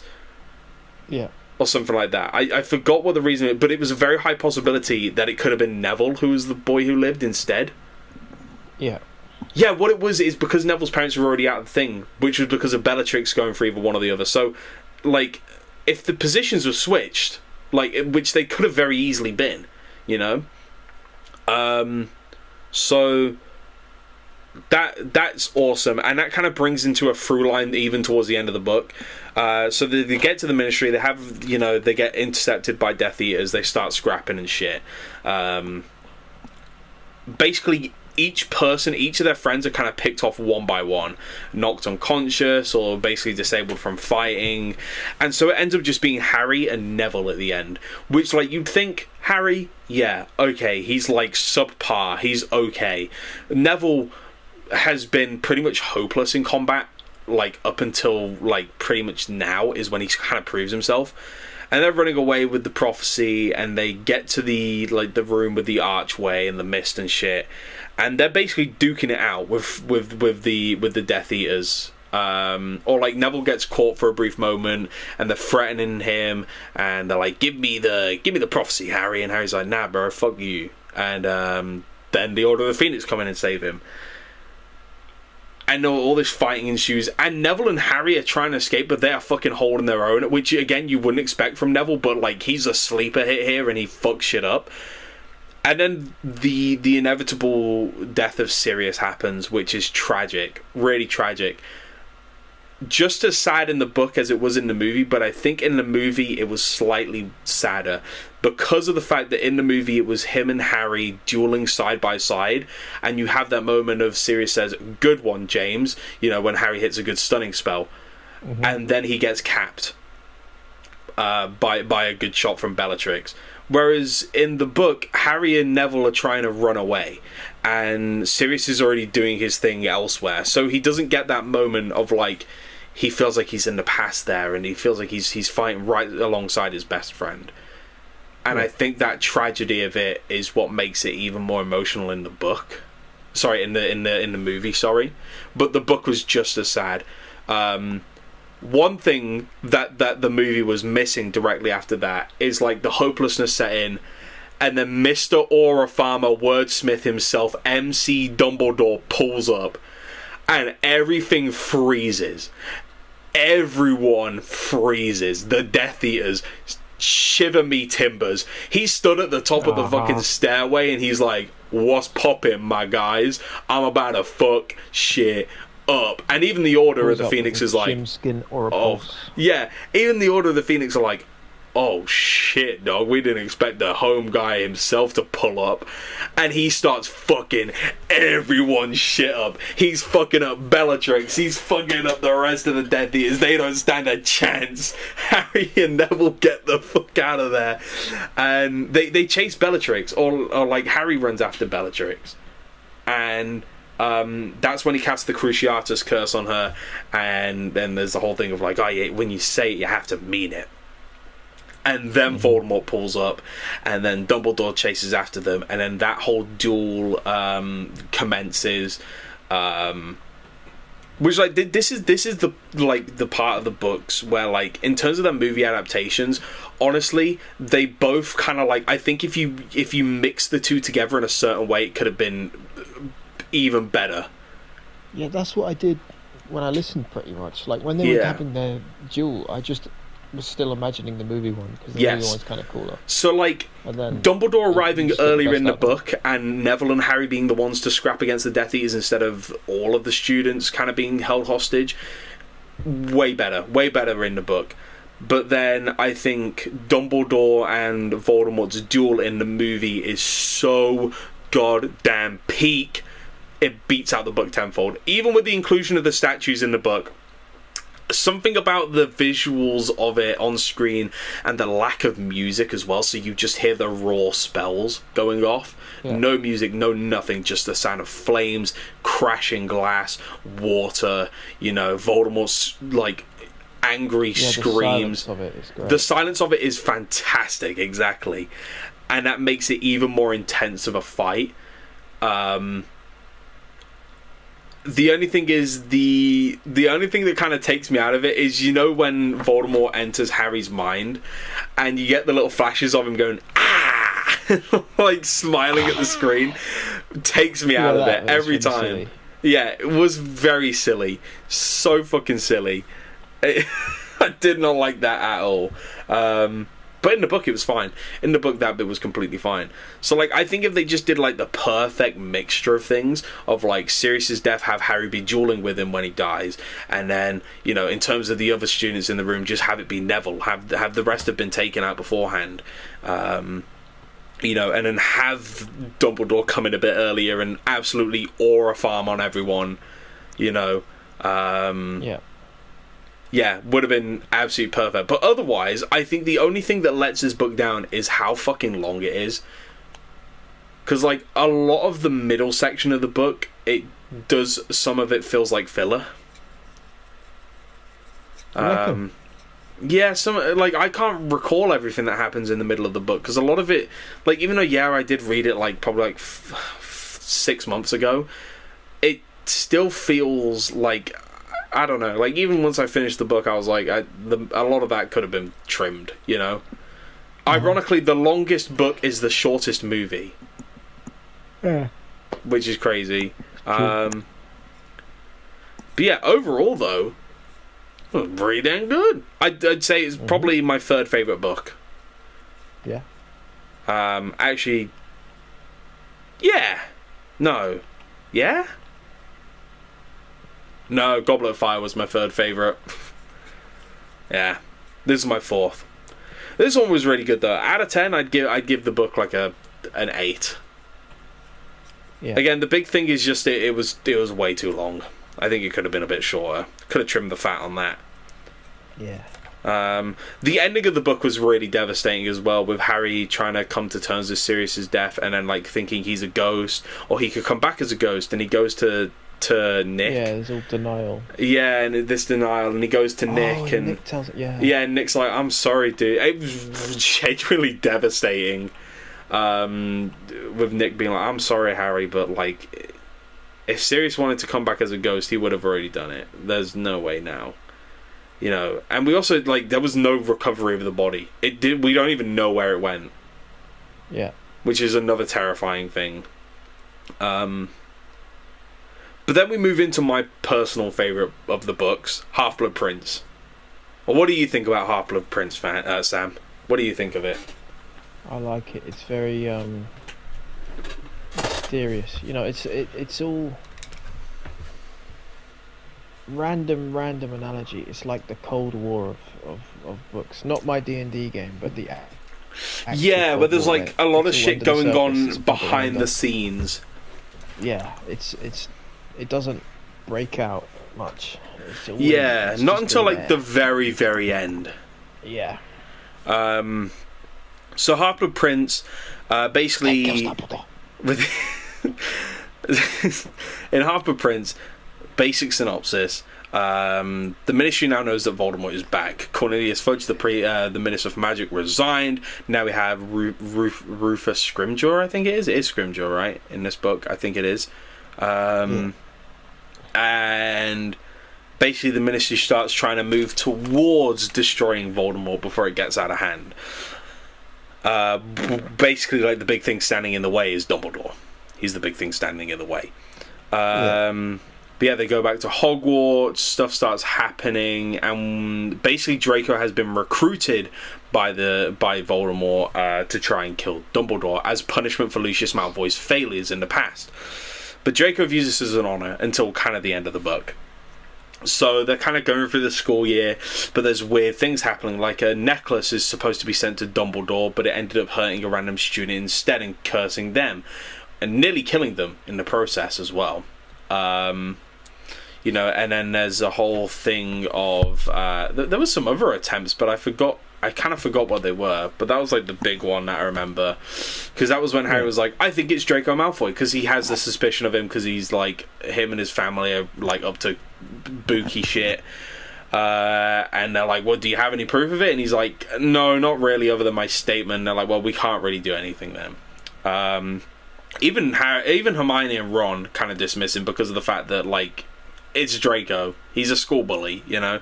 What's he gonna do? But we get the introduction of another one of my favourite characters, Horace Slughorn. And he was one of my favourite parts of the book because I think he adds so much to Voldemort's character, and also I think he's just a very comforting person in general. I think his connection to both Voldemort and Harry's like kind of past are really interesting. Where how he likes the students with potential. So Voldemort always was like they were kind of drawn to each other because, you know, Tom Riddle wanted power and wanted to know about all these things, and Horace Slughorn was always willing to divulge that, and also an up and coming wizard who is generally pretty dang talented. He was always going to fuck with that. And then Harry as well, the boy who lived, of course he was going to view that as like a prime fucking dude to get in with, because he wants to be famous. He wants to have those connections with famous people, which is very selfish of him, but very human. There's a lot of people like that, and he's not exactly a bad person. I'm like that. You're like that. That's why you're here with me. Yeah. Making exactly. a dick. Exactly. Yeah. I'm only here to this is networking. Yeah. I'm gonna get so far off of this, I'll tell you what. Absolutely. We also have Dumbledore coming back into the fray and actually being more involved with Harry this time, which is when he admits his mistake of being distant from Harry the previous year, and he wants to make up for that. He wants to spend more time with Harry. He wants to help Harry more, which is really sweet. They're honestly some of my favourite scenes of watching them two figure things out, with the pensive and stuff like that is really fun. The Felix Felicis stuff was hilarious as well, book and movie. Again, one of my favourite scenes was Aragog's funeral. Hilarious. I don't know what it is. I think it's the mixture of Hagrid being so distraught over a giant dead spider, Horace Slughorn trying to be as genuine as possible with the funeral, and Harry on the liquid look like he's fucking drugged up. It was a combination meant for greatness. And I think Daniel Radcliffe only does it better because of the fact he's genuinely a really funny guy. He's such a good comedic like actor. Like again, book and movie both were so good, and they were pretty much bar for bar. And in the scene afterwards in Hagrid's hut, where Hagrid and Slughorn are drinking together, and Hagrid gets so fucking pissed up, it's unbelievable. And Harry's just sat there like, yay, yippee, happy and go lucky, even though Aragog's fucked. And then eventually gets Slughorn to give him the memory of like telling Tom Riddle about the Horcruxes and stuff. And this is when we start getting some of Voldemort's backstory, which in my opinion is some of the best stuff in the whole series is Voldemort's backstory. And I like how it's given to us in fragments, not just like laying on you all at once towards the end of the story. It's given to you in fragments and you're piecing it together, because the connection is that all the Horcruxes that he's using to basically be immortal are all tied to his past in some way, so you have to explore his past to figure out where they are. And I think that's a great way of incorporating his backstory into the present. So yeah, Slughorn is an amazing part of this story, and then towards the end, Harry and Dumbledore go to seek out one of the Horcruxes. They find it in a cave. They has to drink this potion.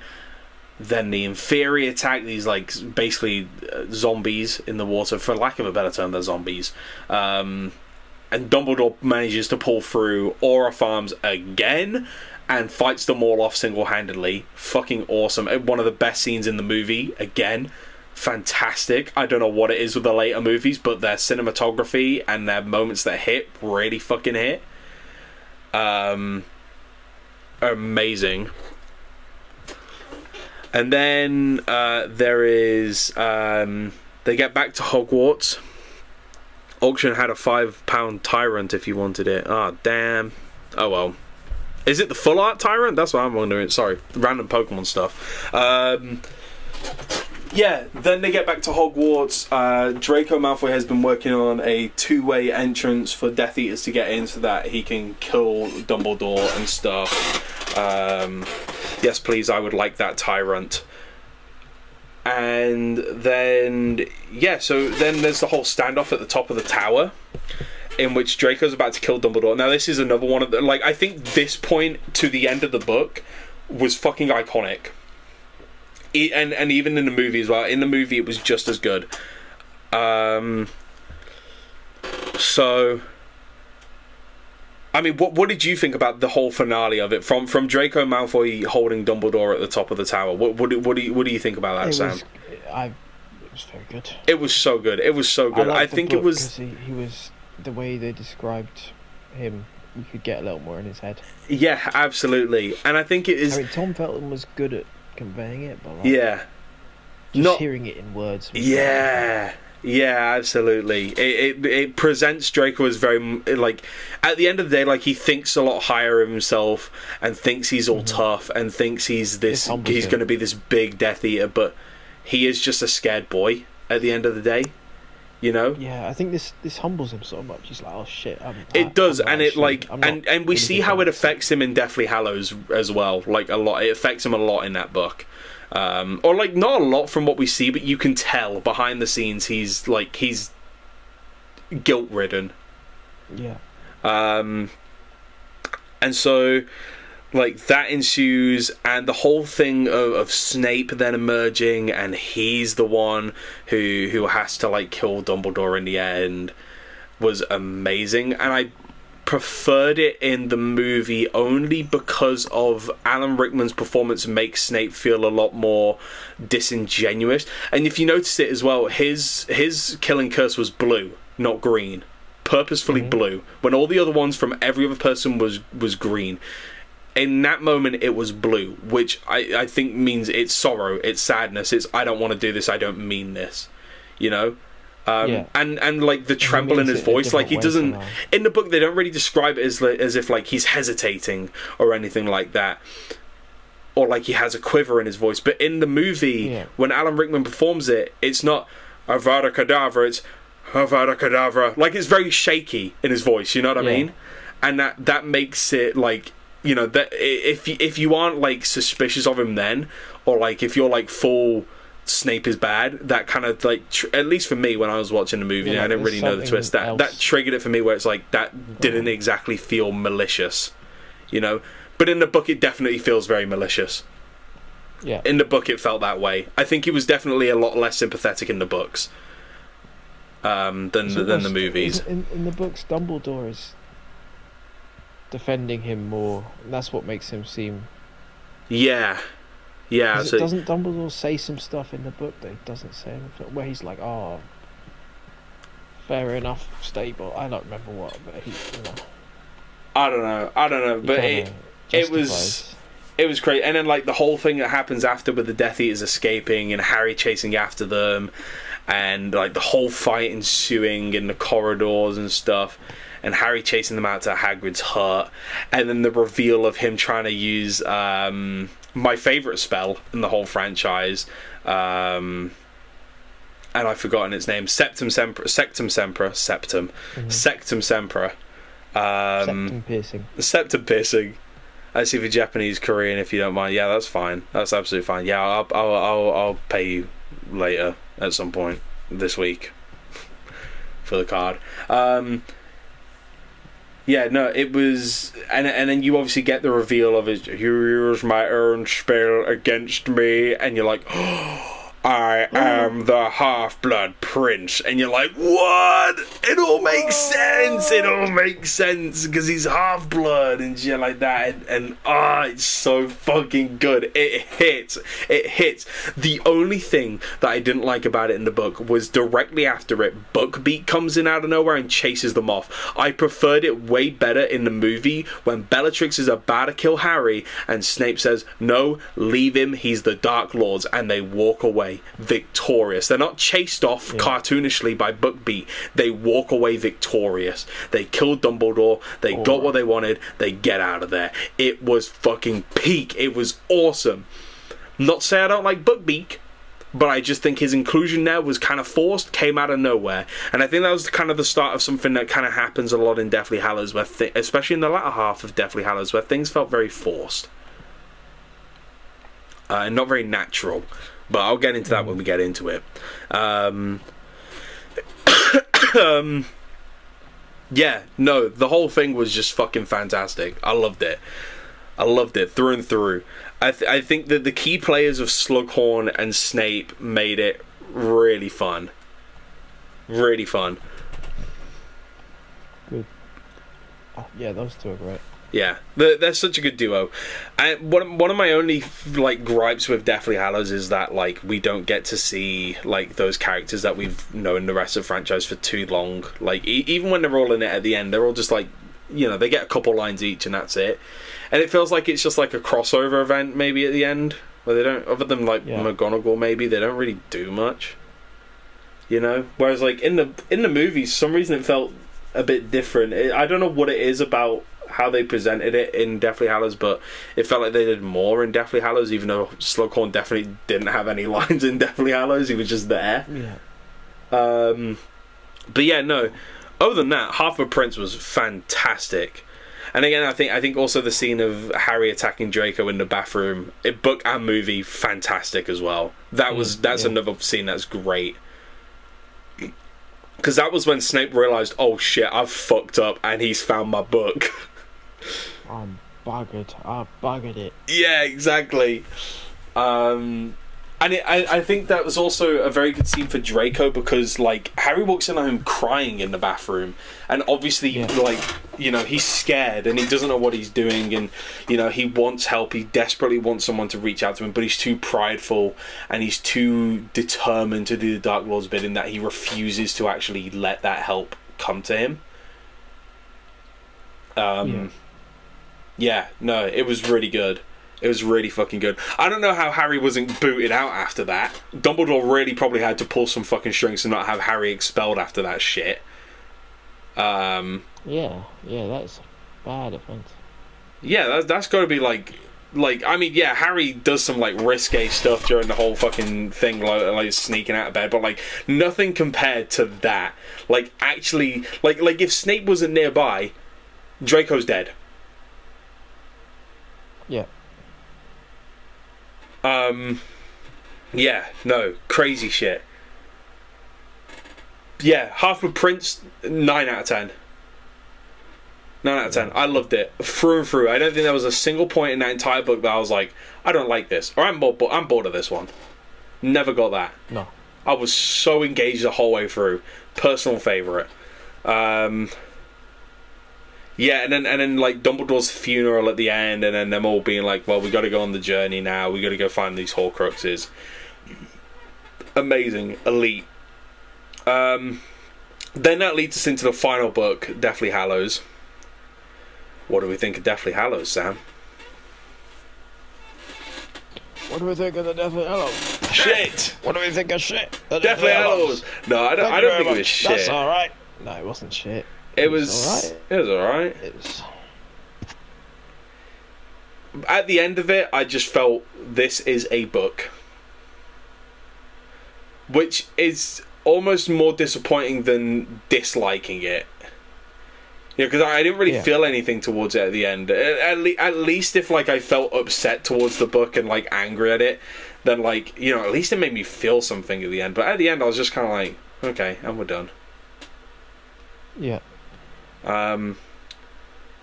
So going over the plot, first half is the Ministry falls because Dumbledore's not there. The Ministry falls. Rufus Scrimgeour's killed. Death Eaters arrive and they fuck shit up. Harry, Ron, and Hermione are on the run looking for Horcruxes. Shit goes on. Wacky hijinks ensue. Then they get captured, brought to Malfoy Manor, where they link up with some other fellas. And then Dobby dies. They get kicked off into Act 2. Where they basically have to find the last 2 Horcruxes, grab them, get back into Hogwarts for the last one. War ensues. Voldemort comes to try and cap Harry, and you know, yeah, people die. Hogwarts is not destroyed, but ruin. But eventually, good prevails. Harry wins. Everyone happy. Yippee! Book ends. Literally just ends. Not really much of a finale after that. It just ends. Well, they have the little bits where they like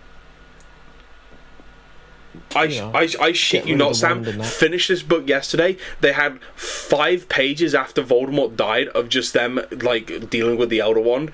That was it. Other than the epilogue, that was it. The epilogue was only 10 pages. I like that in books. Where they get the ending done and they shut up and they fuck off. Because otherwise, I often feel like it's dragging on. Yeah, sometimes it does feel like that. I feel like it could have used just a little bit longer. Just a tiny bit. And I think it's not really in the sense of like, you know, oh, I wanted an extra 10 pages at the end explaining where they went on to go to after that, because we don't really need that. We get that in the epilogue anyway. But more in the sense of pacing, where it felt like the first half of the book was taking its time, it was rolling you through the motions, and then we get to Malfoy Manor, and then bing, bing, bing, bing, bing, bing, bing, everything happens, but it doesn't feel like it naturally is happening. It feels like it's just, and now we're here, and now we're here, and now we're here, without much of a proper reasoning towards it. Or at least, not after Malfoy Manor, I'd probably say, like, Gringotts forwards. It felt like that. So, I mean, yeah, so the core 3 in this book, I mean, this is the finale, we got to talk about them at this point. So Harry's kind of like at his sort of peak physical here, right? You know, I mean, you know, this is kind of the most experienced he's going to be. They're on the run. He feels very responsible. He's probably very guilt-ridden as well. But I don't really feel like he had a lot of depth in this book until the end of the book. When he was about to die. I'm not gonna lie, that whole chapter at the end, this is one of like my favourite parts of the book, which is in the second half, which I didn't like as much as the first half. That whole chapter of him coming to terms with the fact that he's going to die was genuinely kind of heart-wrenching to me. Mm-hmm. I think it's the prospect of a young lad. I mean, he's only 17, right? You know, and his life's been pretty fucking tough. You know, he's had to, you know, he's got a dark wizard coming after him at all times, right? And, you know, now he's got to die for this, and he never wanted any of this. He didn't ask for this shit. And now he's got to die for this cause that he doesn't want any part in, really. And his brain trying to wrap around that, you know, does it hurt? What's it going to feel like? Is it going to be quick? And, you know, using the resurrection stone to have the spirits of his family there, I wasn't a fan of it, mostly because, again, I love Misery. I think if they just left him to rot in his own brain, that would have been fucking sick. But I don't think he would have had the courage to go forwards and face what was going to happen without his family being there for him, and without... Yeah. You know, and like he's had to be really mature during this story, you know, and he's had to like really take the lead on things and take a lot of ownership, you know, for his actions, and like, you know, try and go forward the best he can. And during that scene, he reverts from, you know, a young man back to a child again, and he asks very childish questions to the ghosts of Sirius and stuff like, does it hurt? Is it quick? What does it feel like? And he asks, like, you know, these questions that like a kid asks about death, you know? Yeah. Because it's hitting him. And it is genuinely heart-wrenching. I genuinely felt really sad reading it. Yeah. And I loved it. I fucking loved it. So that was great. Hermione was Hermione. You know, she was good. She was great. I don't know what to tell you. She was probably one of the best characters in that whole book. I feel terrible for her. She got like the shit ended of a lot of stuff in that book. She was tortured. Like, she's probably one of the most wanted ones out of them all for just simply being, you know, a Muggle born, you know, and running away, you know. And then Ron as well. Ron. Like dealing with all the stuff of like bearing the burden of having the locket on most of the time, and his crash out in the book was better than the movies because of the way they worded stuff he said. And this is a big thing, and a lot of people dislike Ron for this, and I think this turned a lot of people off to Ron at this point in the story. Was in the movie when he said, "You have no family, your parents are dead," to Harry, right? And I think that turned a lot of people off to Ron because that doesn't feel like something Ron would say. Yeah. But in the book, he words it a lot differently, where he doesn't say, "Oh, your parents are dead, Harry." He says, "My parents could be dead. How do you think that makes me feel?" You know, and Harry's like, I don't know what to say to you, man. I'm sorry, you know. He doesn't say you have no family. He doesn't directly insult Harry as his best friend. He doesn't say, "Oh, fuck you, your parents are all dead." He's like, "My parents could be dead." You know, and it's selfish, but you understand it. You understand why he's so pissed. Even if it's the locket, like, it's definitely stuff he's scared about and genuinely thinking about. And then his return was great as well. His return was great of him helping Harry out when getting the Sword of Gryffindor and stuff. It was great. But I will say, their romance towards the end of the story kind of pissed me off. It kind of pissed me off. Like, it's like, yeah, I get why they're together. It's not that's the problem. There was a bit, you know, in the movie when it shows them going into the Chamber of Secrets, and that's where they share their moment and they kiss. In the book, we don't get that. We don't see them go in the Chamber of Secrets. We just know they went there because they tell Harry about it. They kind of run off for a little bit, and then they come back and they're like, "We destroyed the club. We did it, Harry. We used the Basilisk Fang in the Chamber of Secret. It was amazing." And then they're about to go and get the diadem, and then out of nowhere, right in front of Harry, they just decide to snog right there for the first time. And I was like, there's a war going on right outside. There's literally motherfuckers dying next door to you in the next room over, and you're deciding to mack it on now? It's as good as time as any. That's what Ron says. But I'm like, why didn't they just do it in the Chamber of Secrets? You know, or like instead of that, have like, you know, when they're explaining to Harry that they got rid of the Horcrux and they're happy and excited about it, you know, because Hermione was like, Ron, it was all Ron's idea, he was amazing. Have Hermione quickly kiss him on the cheek or something. Boom. That's all you need. You don't need the macro. Even Harry was like, is now really the time to be doing this? Even Harry was like, what the fuck, guys? Come on, we got shit to do. You know what I mean? That was my only beef with their romance in the whole thing. I did find it funny. They tried bringing Cho Chang back in the finale as well when they sneak back into Hogwarts, and Harry's like, "I got to find the diadem. Does any Ravenclaws know where it is?" And Cho Chang's like, "I'll show you what it looks like and take you to the common rooms." And Ginny says, "Nah, fuck you, bitch. You ain't going with him. Maybe Luna should go instead." And Ginny cooks her. Funniest thing. Absolutely hilarious. And then Luna's like, "Oh, yeah, I'll go." Because she's none the fucking wiser. Yeah. Love Luna, by the way. One of my favourites. A great character. That was really funny. I'm mostly ending up talking about like all the students here. Draco in this book was great as well. And his guilt throughout the whole fucking thing. When we meet him in Malfoy Manor and Harry's disfigured and they're trying to discern whether it is actually Harry, and he's not really given direct answers of whether it is or isn't, which to me read as guilt for what he had done the previous year, and like remorse, you know, and maybe even a slight attachment to Harry in a way. Like, yeah, they're rivals and they don't exactly like each other, but like they've grown up with each other, you know, and in a weird sort of, in a wrong way, they do have an attachment, you know. Yeah. And they're kind of like two halves of the same coin, you know, in a weird way, you know. Harry is kind of what Draco could have been if his family wasn't so pompous, but also like Harry is what Draco could have been maybe if his family were, you know, were still alive, because the Potters were pretty dang well off, and Harry could have very much turned into a little pompous rat as well, you know. But obviously he didn't, so that's all good. But yeah, no. And then Draco at the end of the book as well, when they're trying to find the diadem in the Room of Requirement and they're having a standoff, and it's Crabbe and Goyle pointing the wands, and Draco isn't. Draco isn't proactively casting curses and spells. He doesn't cast anything during that entire combat. It's Crabbe and Goyle.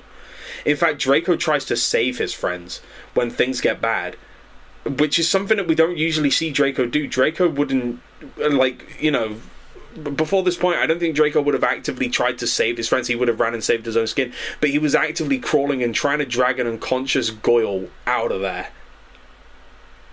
And, you know, obviously Crabbe died because of his fucking stupid little fire curse that he cast and couldn't control it. And then, you know, the thing of, you know, Harry and Ron going back to save Crabbe and Goyle, not Crabbe and Goyle, Goyle and Malfoy, and getting out of there. Amazing scene still. But then they kind of go and ruin that.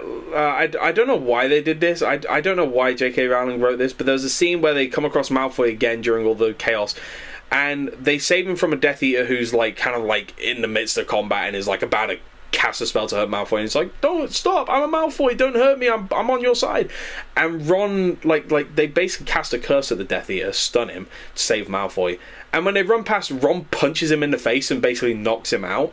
For no reason. Literally no reason. Didn't have to do it. And then he yells back and he says, "That's the second time we've saved your ass." And, like, yeah, it's funny for Ron to say that, but, like, did Ron need to punch him in the fucking face and knock him out? No. It just felt... It felt pointless. That felt completely pointless. It felt like they were just doing it to downgrade Malfoy again, which, like, at this point you don't need to. Yeah, he's been put down a peg already. In fact, arguably, I think it would have been better if instead of begging for his life in that scene, he's begging while trying to fight back and like defensively casting spells. You know, actually showing proactively doing something. You know. Yeah. And then like he doesn't really do anything in the finale of the book as well. Like, you know, after Harry comes back and you know, ends up having the Elder Wand. The most we get of it is when Harry's standing off against Voldemort and he's like, "Oh yeah, the real fucking Master of the Elder Wand is actually Malfoy."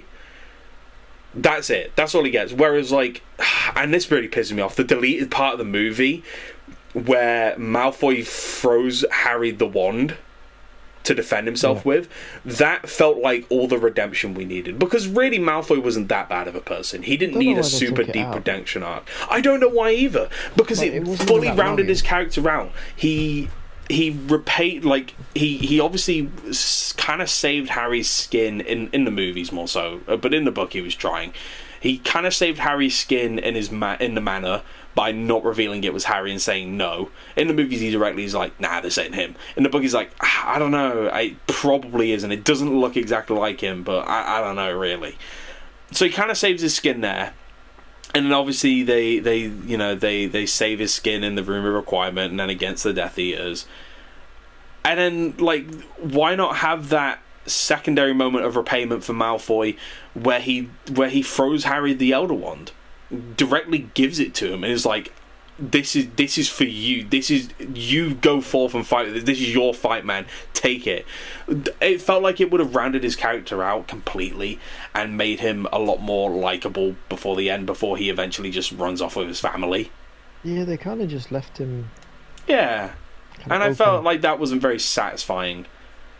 It's kind of like the deleted scene with Dudley that is only in the extended cut. You know, at the start of the movie when the Dursleys go off and Vernon's like, "Oh, why?" You know, Dudley's like, "Why isn't Harry come with us?" "Ah, well, he doesn't want to, do you, boy?" And Harry's like, "Yeah, you know, I'm just a waste of space anyway." And Dudley's like, "Oh, I don't think you're a waste of space. Thanks, Big D." You know, and they shake hands and go their separate ways. Yeah. Like, I don't get why that was deleted, but at least it's in an extended cut. The Malfoy bit just isn't. Yeah, you know, it's weird. I don't know why, but that was really disappointing. What else? Alright, I'm going to get on a little bit of rant here, and I'm going to try and make it as short as possible. But one of my biggest fucking gripes with this book was Greyback. What do we think of Greyback? Shit! What do we think of shit? Fenrir Greyback! Absolute fucking creep. So, part of the reason I'm pissed off at this is because, again, werewolves are my favourite monsters in fiction. And I feel like what happened with Greyback was a massive disservice. So his whole deal is... freaky werewolf. He is a freaky werewolf, but not in the horror way, in the Diddy way. So, you know, Harry utters the name Voldemort, it's jinxed, and it leads the Snatchers right to them, and Fenrir is working with the Snatchers. And so they ambush them, and they take them hostage, and they bring them to Malfoy Manor. But Fenrir is dropping really fucking creepy shit towards Hermione, like, "I bet you taste good, little girly," and shit like that. It's fucking weird, right? And, like, really targeting her and hounding on her. And it feels very sexual, and I don't like it. It makes him feel monstrous, but in the wrong way, in a very human way, and not in a werewolf sort of way. I feel like they could have really lent into the horror of that scene of, well, he's a werewolf. He likes the hunt. He likes the thrill of the hunt. So why not pick them off one by one and chase them all down in the woods, you know? At night, you know, would that not be fucking terrifying? There was like half man, half diddy blood. Yeah, yeah, exactly. Half man, half diddy blood. But there's like a couple bits in the books where like it shows him in a very creepy, like horror-y light. Where like there's one bit in Malfoy Manor where it describes him lurking behind a tall chair with his unnaturally long fingers scraping the chair, which is like cool. I want more of that. Or like the Battle of Hogwarts, where it describes a blur of brown fur running on all fours across the floor and like mauling Lavender Brown to death and then running off in quick succession. Which that was fucking scary. That kind of gave me like Wolfman vibes. I literally had the Wolfman in mind, the Universal Wolfman film in mind. That was what came to my brain when that happened. But it's the shit that he does towards Hermione that makes him less of a horror, like, scary monster and more of just a fucking freak. More of a paedophile. And it's just weird. It's really odd. It's gross and it's fucking weird. And I think... I don't know why it started there. I don't know either. I mean, yeah, you kind of had, like, hints of it, like, you know, in Half-Blood Prince, because he's there when Dumbledore dies, and Dumbledore's like, Greyback, of course you're in a school. And he's like, well, Dumbledore, you know I like him young. Pretty sure he said something very close to that. Yeah, you assume he means eating them, like to eat. Yeah, because that's the whole thing, is he preys upon children because they're easier targets. I mean, he's the werewolf who infected Lupin, right, when he was a kid. So, like, you know, like, that's the whole thing. But why don't you lean into that in a more genuine, scary horror way than like paedophile? Why? Like a kid's story type of way, where they're like, the monster who eats the kids. Yeah. Why not fucking lean into that? Lean into that shit, dude. Don't make him a fucking paedophile. It's weird and it's gross and it takes away from the story and it's really not needed. It just felt really sexual and I didn't like it at all. It was gross. It was, and not even in like the horror, like, this makes my skin crawl and I'm really uncomfortable, but like, this is great writing. It was like, no, it just feels like J.K. Rowling being kooky. Yeah, just like, you just think, why did you write this? Yes, why did you write it like that? It's fucking weird. For what purpose? Genuinely pissed me off. Genuinely really upset me. Same with the whole Malfoy Manor sequence in general. Just, like, Ron kind of pissed me off for it, because obviously Hermione's getting tortured, right? Now, Ron in the book is like freaking out and he's screaming for Hermione. He's like, he's like proper going at it. He's really angry. He's really pissed off. And Harry's like scrambling. He's like, I don't know what to fucking do. And then Dobby, like, I did have gripes at this at the time because I was like, why the fuck is it Dobby that comes in out of left field nowhere? But it is explained later on that it was Aberforth, Dumbledore's brother, who sent Dobby to help them because, like, the two-way mirror thing was like, you know, Aberforth kind of spying on them and helping them out. But, yeah, so Dobby comes in and saves them. Now, I think if they made it, and they could have given Ron a fantastic moment here of, this is Ron's hubby in danger right here. This is Ron's, like, you know, this is his girl in danger being tortured by Bellatrix Lestrange, right? So have him almost tame that rage and that panic, you know, something that he's always kind of succumbed to, or not always, but actually always kind of had a level head in these, like, moments where everyone's in danger. Have Harry be guilt-ridden. He's like, I don't know what to fucking do. Have him scrambling still. And have Ron kind of harness that rage into a, we gotta fucking get out of here and we gotta do this now. And have Ron sort of formulate a plan to ambush Pettigrew and to get them out of there when Dobby's like helping Luna and Dean and Ollivander get out of there. Have that happen. Also, I feel like Creature should have been there. It felt like Creature was very much just forgotten until the very end of the book, when he's all of a sudden with the house elves at Hogwarts, and he comes out and just starts like hacking at the Death Eater's legs with knives, which is like a really funny but cool visual. It's just all the house elves running out and just actually like butchering the shit out of Death Eaters. I don't know why, but that tickled an itch to me. But it felt weird that it was Creature leading that charge. Like, it was nice. It was like, for my master Regulus. Like, that was kind of sweet. But like, it felt like he was just forgotten about until the end, whereas I feel like if they had him with Dobby at that point, because he's Harry's master as well, so maybe have Harry actually like try and summon Creature to help him, and you have Creature and Harry helping out there, right? Sorry, and Dobby. The duel that ensued between Harry and Ron fighting off like Bellatrix and Lucius, to get out of there was fun. But I feel like if Creature was there, it would have been really fun. And I'm still kind of like mixed on this. I don't know if I would have wanted Dobby to still die there, or if I wanted Creature. I think, looking back on it, I think Dobby dying there is great because he dies to his old masters. But like, actually it's Bellatrix that does him in. So I think Creature being killed there would have been a lot better, because we kind of get to know and really like Creature at this point in the book, and you feel bad that he's just kind of been left behind, and his last act is saving Hermione, who he hated at the start, and helping Harry and Ron escape, and Dobby as well, who he probably found really annoying. That act of heroism, almost kind of mirroring his old master Regulus, would have been really sweet. And then you can have Dobby help them get into Hogwarts and die during the battle, to like maybe directly jumping in front of a spell for Harry, like during the chaos and the fray. I think that would have been a lot nicer and a lot more shocking, for Dobby to die there, where you really think Dobby's going to make it, but he doesn't. But at least he dies a free elf, Oh, maybe maybe Dobby's the one that rallies the house elves. He was all in it for the fucking freedom of it, Yeah. And so why not have him rally the house elves at the end? I feel like if you just swap them, swap them around. I still have Dobby there fighting against his old masters, the Malfoys, because that, character circle wise is really fun. But I think Bellatrix killing him kind of just doesn't feel right, and I think Bellatrix killing Creature, who he actually admired, until recently, I think having her kill him would have been a lot more like emotionally impactful to his story.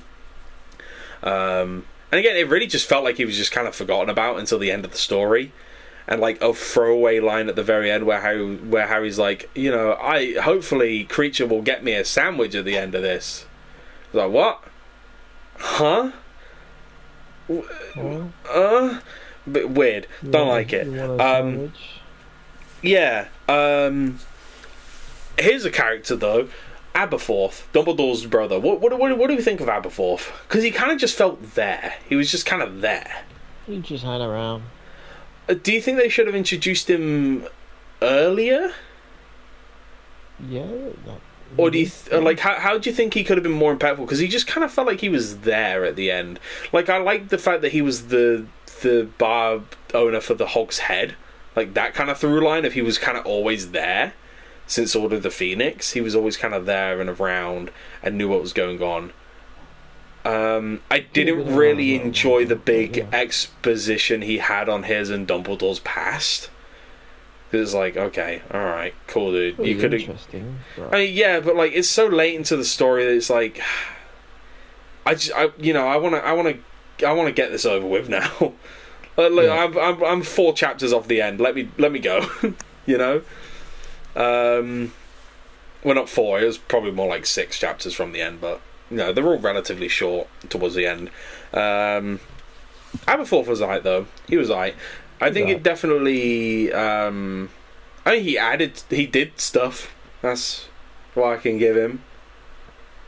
He did do stuff. He did do stuff. Easily the best part of the whole book, though, was every single section to do with Tom Riddle's backstory and how he got the Horcruxes. Yeah. Those were absolutely the best parts of the story. there's something about all of them that really just kind of tickle the itch in the brain, you know? It's so interesting learning about the Riddles and, the Gaunt family, and how everything kind of came to be and how all the Horcruxes are connected and stuff like that. It was super engaging and super fun. And I think actually one of my favourite parts of the story when we were reading it together was the sort of almost flashback into his mind of when he killed Harry's parents when they're at Godric's Hollow and they just narrowly escape him. And like his scream and their escape kind of even in a book, for a book it was crazy, seamlessly transitions into the flashback. I don't know, man. It was fucking crazy. It was awesome. I loved it. I don't think it was a single part of those that I was like, okay, I want this over now. Unlike the latter half of the book, I don't know, man. I was kind of like rushing through things to the point where I felt like JK wasn't really interested in, putting time and lots of effort into like fleshing out the rest of the story, and it felt like she just wanted to get it over with. So in turn, I kind of wanted to get it over with. The silver lining in the Battle of Hogwarts, there was some good moments. Like anything Neville did was gold, because we love Neville. Again, the secret fucking sleeper hit of the whole thing. I mean, everything he contributed in that final battle was great. He's the one who pushes everyone into wanting to help Harry. In fact, he's the one who's most vocal about it. He's the one who, when the dust settles for a while, he's the one picking up bodies and he's trying to help everyone. He's not taking a moment's rest for himself, but he wants everyone else to be safe and okay. And then when it's believed that Harry's dead, he's the only one, not even Ron or Hermione, he's the only motherfucker who goes out there, runs headfirst to Voldemort. It is a stupid move, but he's desperate, and he is angry, and he is sad, and he's grief-stricken, and he wants revenge for not only himself, but also his parents, and he runs at Voldemort. And yeah, he gets flopped onto the fucking ground, but he did it for a good fucking purpose. Like, and even Voldemort's like, that was brave, but stupid, and I kind of fuck with that. I want you with me, Neville. And Neville's like, nah, go fuck yourself, you balding cunt. It was awesome. And then the fucking sorting hat on fire on his head. Gone. Game's gone. Yeah. Yeah. It was crazy. It was absolutely crazy. And then like he goes straight from having the sorting hat on fire on his head and like basically like you think he's about to die from that, to he's the one, like, the sorting hat falls off his head and the sword of Gryffindor's that, and he's the one wielding it at the end, and he's the one who kills Nagini. Perfect. Beautiful through line for his character. Amazing. Our GOAT. I love Neville. Best character in the whole thing. Sorry. He's great. I love him. So many best characters in that. Yeah, but he is for real one of the best. He was awesome. He was great. Snape's death as well, and his whole backstory reveal. I was a little bit pissed that his whole backstory was kind of just given to us in one chapter, and it was like, okay. But like, it gave a lot of important context to who he was and why he was doing what he was doing. So I'm not really too mad about it, and it ended up being one of my favourite chapters in the book, especially in the latter half where I was kind of just like dropping off a bit. It could also just be from fatigue of just reading 7 books in the same series. It could have been that was getting to me a bit, and also the Malfoy Man, I think, soured me really badly. But Snape's backstory was pretty damn good, and his death was quite sad as well. More so in the movies than the book, because in the book he's a lot more detestable. In the movie he definitely feels a lot more sympathetic as a person and as a character. But in it's the whole thing of in the book he just kind of said, like, his last words to Harry are "look at me," which I fuck with that. I love that. But I also love the movies where he says "your eyes are like your mother's," which like is a thing that everyone says to Harry, but coming from Snape as something genuine and almost kind of like, affectionate towards Harry in a way, it was kind of sweet. Good. It was sweet. It was really good. But it was also good in the book where he just says, "Look at me." And then the memory comes out of him, and, you know, Hermione collects it in the vial. And, yeah, no. That was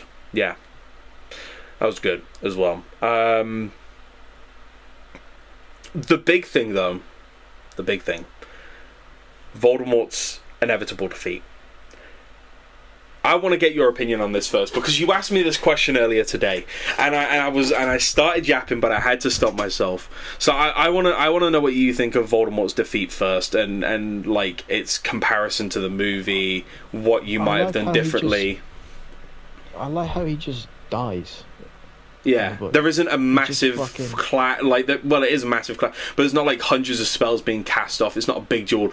It's just the one spell, and he just fucking gone. Well, I don't mind about the amount of spells. It's just that when he actually dies, it's not some big. I don't remember exactly how it was in the film, but there's special effects going on. And he, in the movie he like fades away. He missed the start. I don't feel so good. But in the book, he just dies. Just falls over. That was really cool. And like they carted his body off, and they stuffed his body into a separate room, all on its own, alone. Yeah, I did really like that. That was pretty cool. What else about it? That's about it, really. Really? That's all I remember. I remember. Yeah, I just remembered that being cool. I was like, oh, damn, he just fell over. That's way cooler. Yeah, like that bit, I have to agree with you. Other than that, though, I preferred the movie over the book. The duel was cooler, just because. So I never got over that it wasn't red and green. The thing was white. I was like, what the fuck? Yeah. So I think. One, I like a lot of people don't like the smoky effect, but like I think they've just delegated it to Voldemort like it was in the book, because in the book it was just Voldemort and then at the end Snape who had access to that. But in the book it's all the Death Eaters, and in the movies it's all the Death Eaters, and I don't really like that. I do prefer it in the book where it's a very like Voldemort exclusive sort of thing. And so, like, you know, when he's almost like fusing into Harry and trying to almost possess him again, and they're kind of flying through the castle, and you're almost witnessing all these battles as they're sort of flying through, and it's almost like a war of attrition on the mind. Mm-hmm. And then they land in the courtyard. And this is one of the aspects I preferred about it, is instead of it being in the Great Hall where everyone was fighting and everyone gets to witness it, in the end, it's just Harry and Voldemort face to face. It's not grand. There's not hundreds of people watching on. There's no one cheering Harry on. It's just those two in a desolate, destroyed place, the result of their actions. And it's just those two alone. And they pick up their wands and they fire the spell. Amazing. But in the book, it happens in the Great Hall, and there's hundreds of people there, and they're all watching. And it felt just more like a, you got this, hero, sort of moment. You know, and also didn't like Harry toying with Voldemort and going, oh yeah, use a bitch, use a bitch, use a bitch. I don't know, it felt very out of character, and I'm like, why doesn't Voldemort just go cap him right there? Because I know Voldemort's a very grandiose person, but wouldn't it be like he despises Harry? He despises him. So at this point, when Harry's basically cussing him out, wouldn't Voldemort just humiliate him and just fucking have him right there? Out of pure spite. You know, instead of just taking his abuse, you know? And then I didn't like everyone getting up after Voldemort dies. Voldemort just flopping to the floor dead was awesome. Instead of it just, he like, and then fades into mist. That was, yeah, I have to agree with you on that. That was a bit...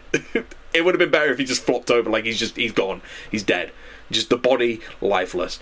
I also didn't like everyone just crowding around Harry afterwards, like, yeah, you did it, pat on the back. Fucking lame. Get it? I love the movie where it's just Harry and he's stood there alone for a moment. And he has that moment to himself to just kind of like breathe, you know? And live in that second. And then it's just Hermione and Ron who find him at the end on the Great Bridge when they have the Elder Wand, and he snaps it and he throws it off. Which is weird why he doesn't repair his own wand like he does in the book. But that's another thing that I preferred in the movies, that scene takes place on the Great Bridge. I don't know why, but I think that outside area sort of tickled more of an itch in my brain of, it feels more solitary, and again surrounded by the empty battlefield now rather than in the headmaster's office. I don't know, that felt a bit weird. So I didn't really like Voldemort's death, how it was handled in the book, as much as in the movie, because it felt like in the movie they gave a lot more thought to the setting and the context of it. Other than like, I don't know, the actual, like, you know, Voldemort dying, it felt like they wanted it to be super dramatic with him dying and fading to mist, but it would have been more dramatic and almost melodramatic if he just flopped over like in the book. You know? So I get why you love that bit so much. I think what killed it for me is the fact that everyone else was there. Is that it was the whole of Hogwarts watching on. I didn't like that. That was that I probably didn't remember that's it like that, to be honest. That's kind of what it boiled down to me. You know, and it ended up being a thing of it was like, you know, Voldemort and Harry, and then no, it was Voldemort versus like McGonagall, Slughorn, and Kingsley all scrapping, which is like a cool fucking visual, by the way. Those three versus Voldemort, they'd cap his ass. I don't care how strong Voldemort is. You put Kingsley in a room with anybody, Kingsley's the only one walking out. I love Kingsley. Number one pound for pound. Number one pound for pound wizard in the whole world. I love Kingsley. I will glaze Kingsley to the end of my days. I love that man. But I don't know. That definitely felt unbelievable that Voldemort's duking against. I mean, Slughorn, I can believe he wins, right? McGonagall, I can see Voldemort edging it out. He's a lot youthful. He's a lot more sprite. But Kingsley added into the mix changes it all, destroys him. And then Molly Weasley versus Bellatrix. I mean, in the movie and in the book, that was great. But I just didn't like how it was like those two duels going on, and everyone's watching, twiddling their thumbs. You know, I didn't really like that. I basically what I'm saying is that I kind of preferred the movie in that latter half. Yeah.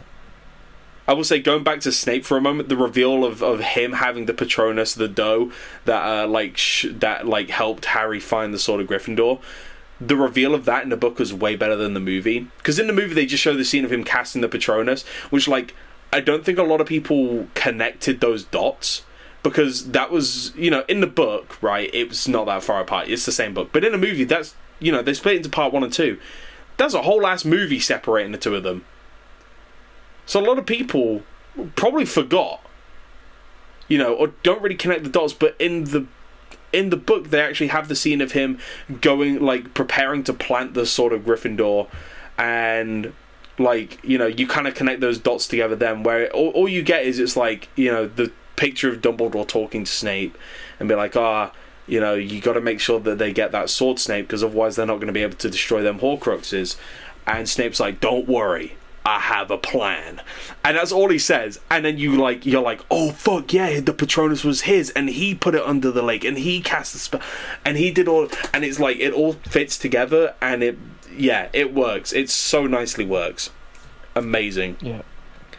But Deathly Hallows, by the end of it, I just kind of, I didn't really feel anything. I was just kind of like, well, now it's over. Yeah. And it didn't feel like it went out with a bang.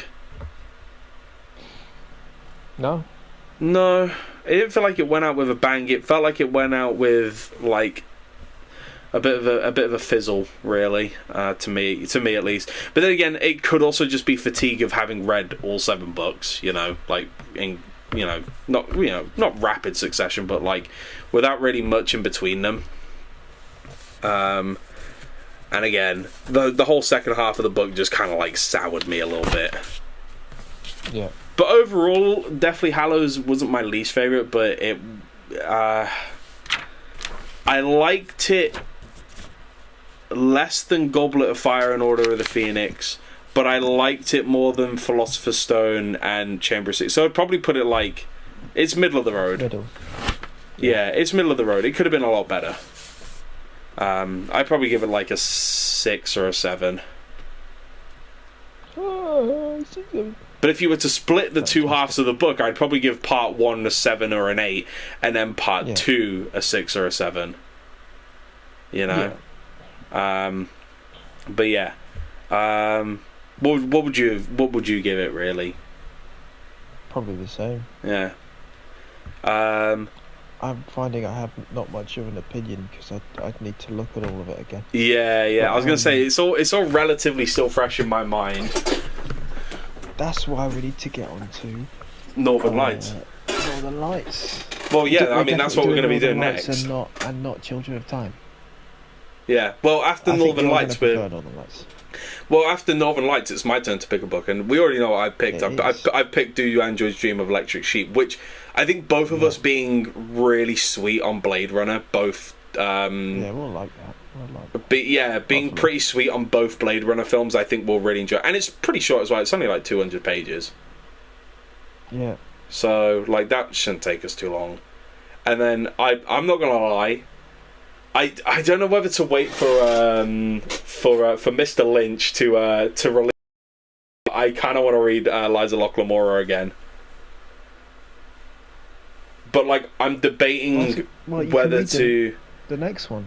Yeah, but it's been a while since I read the first one, and I kind of want to reread it because I loved it so much. You're gonna love the next one. Yeah, but I'm gonna reread the first one and love it again. Just watch a summary of the first one and then get on to the next one. No, Sam, it's not the same. It's not the same. It ain't the same. The second one, you have to read the second one soon. Yeah, I'm gonna read the first one again though. No. Well, I don't know whether to wait for the next book, like the last book, to come out first though. I've been waiting for like 4 years. Just get on with it. Just get on with it. Just get on with it. What do all the books kind of like end kind of like the first, where you could kind of end it there and not read the rest of it and you'd be fine?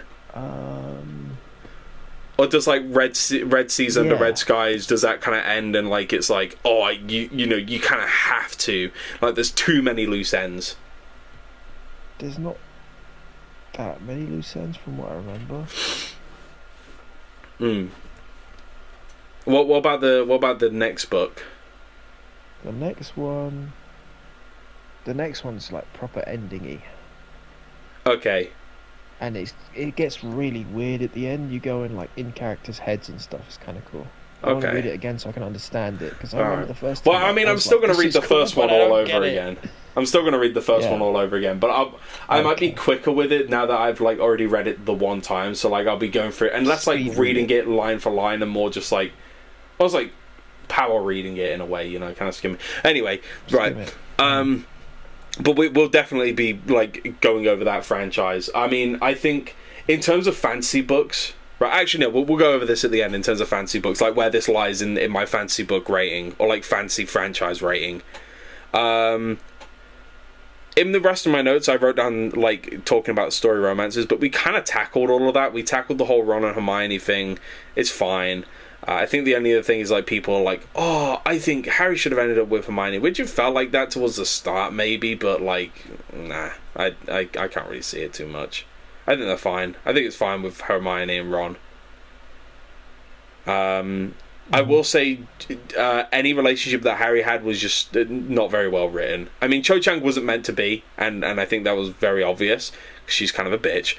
But like even with Ginny, it didn't feel like any better written than the movies. I mean, Ginny as a character felt better in the books, because she was more proactive and she had a lot more stuff to do, and she was a lot more like snarky and energetic.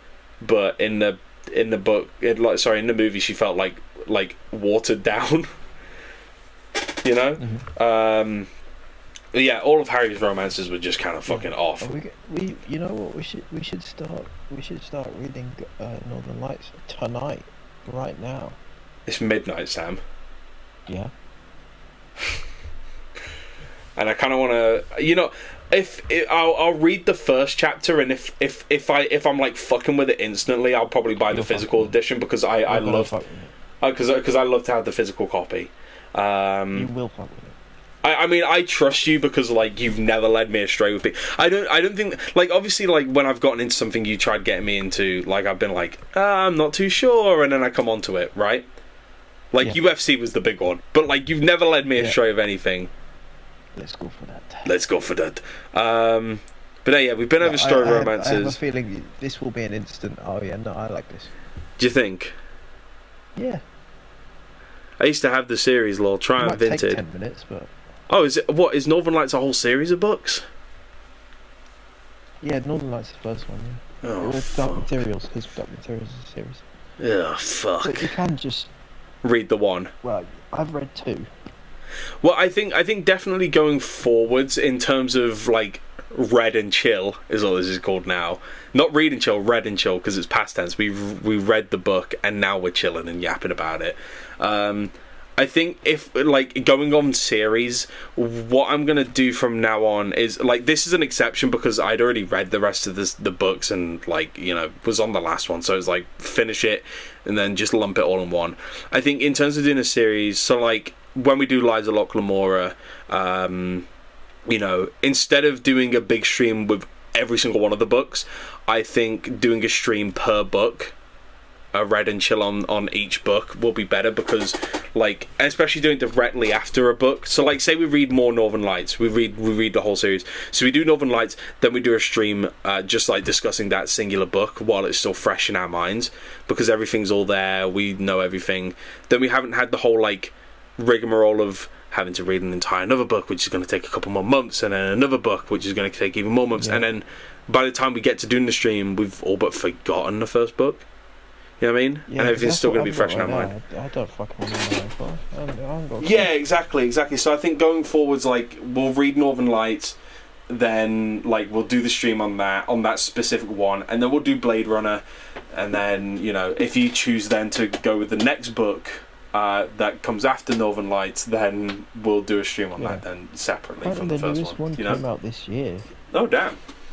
Crazy hamburger. I didn't know about that. Yeah.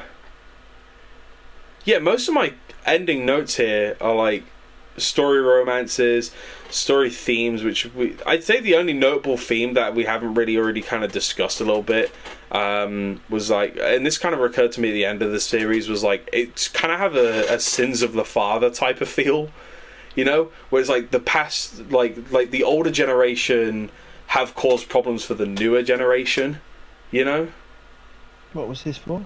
For Harry Potter, like going back to the main like meeting jam of why we're here. Oh, yeah. Yeah, in terms of themes, like the sins of the father kind of felt like a big theme, like the whole thing of Snape hating Harry as a direct result of his father, and then Voldemort kind of being a bit of a prick as the result of his father being kind of a dick and selling him off and putting him in an orphanage and shit, and that kind of made him feel inferior and scared and alone. Although you could kind of argue it's also in his nature to be how he is, which then that kind of maybe even brings in a theme of nature versus nurture.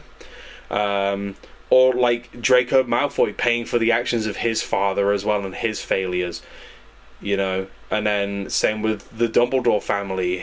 Their father kind of got fucked over because he attacked some Muggle kids and was sent to Azkaban, and then things kind of spiral for them from there. It kind of had a very much of a theme of like the sins of the father sort of stuff, like affect the son, Yeah, for sure. which is fun. I fuck with that. I think that's awesome. Another one of my notes here says what could have been better, but like we've already kind of discussed a lot of that. Most of the fresher thoughts are from Deathly Hallows because that's like the one that obviously most recently finished. The HBO show. Oh, fuck off. Only quickly, just quickly. My take is I've seen Harry Potter in its best form, and then I've seen it in its second best form. Mm-hmm. Why am I gonna watch it in its third best form? Yeah. I don't care. I don't. Like looking at the trailer, it doesn't look like they're doing anything new or fresh or anything with it, other than just being like, we're going to add in more stuff from the books, which is like, okay, but I'll just read the books. Read the books. Yeah, I read the books. Yeah, I've seen it. Okay. Yeah, I've seen it. Because I think that's what makes the films really nice, is that like while they are an adaptation, they're not a one-for-one recreation. They have stuff that deviates, they miss things out, or they make some stuff up for it. That makes the movies unique. And also, I think you're kind of dooming a lot of the cast and like going up against the legacy of the movies. Yeah, The movies are he's so iconic. You're not going to get any more iconic than Daniel Radcliffe, Emma Watson, and Rupert Grint as your main not three. on your second You're not. try. No. Not, You can't. You're not going to get more The iconic closest they get is than Nick Frost, Alan but, Rickman. like, he's trying to play Hagrid. Yeah, So, like Nick Frost if he is was good, but anyone he else- ain't Robbie Coltrane good. He kind of is for a new role, For a new he role, was but in a not new for film. Hagrid. but for Hagrid, he's No. not the Hagrid that we've known for the last 20 I'd years, say so it's a you really I'd, tough job. I'd say you could stick Nick Frost as Slughorn. Long way away, but stick him as Slughorn, he'd do wonders. He would do a good Slughorn, Yeah. Absolutely, he'd do a great Slughorn. I just don't think he'd do a great Hagrid. I think part of it as well is that his face feels really skinny for Hagrid. It's because he's lost the weight.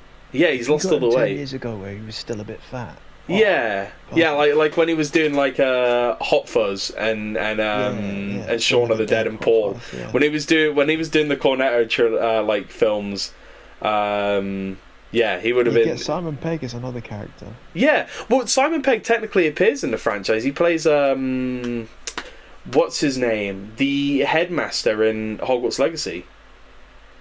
Oh, he does, yeah. Yeah, Phineas Nigellus. Yeah, and he's also, I mean, he's not him in the movies because I don't really think the painting for him in the movie. But like in the books, when he's in the painting, Phineas Nigellus in the painting, I always imagine it as Simon Pegg's voice. Yeah.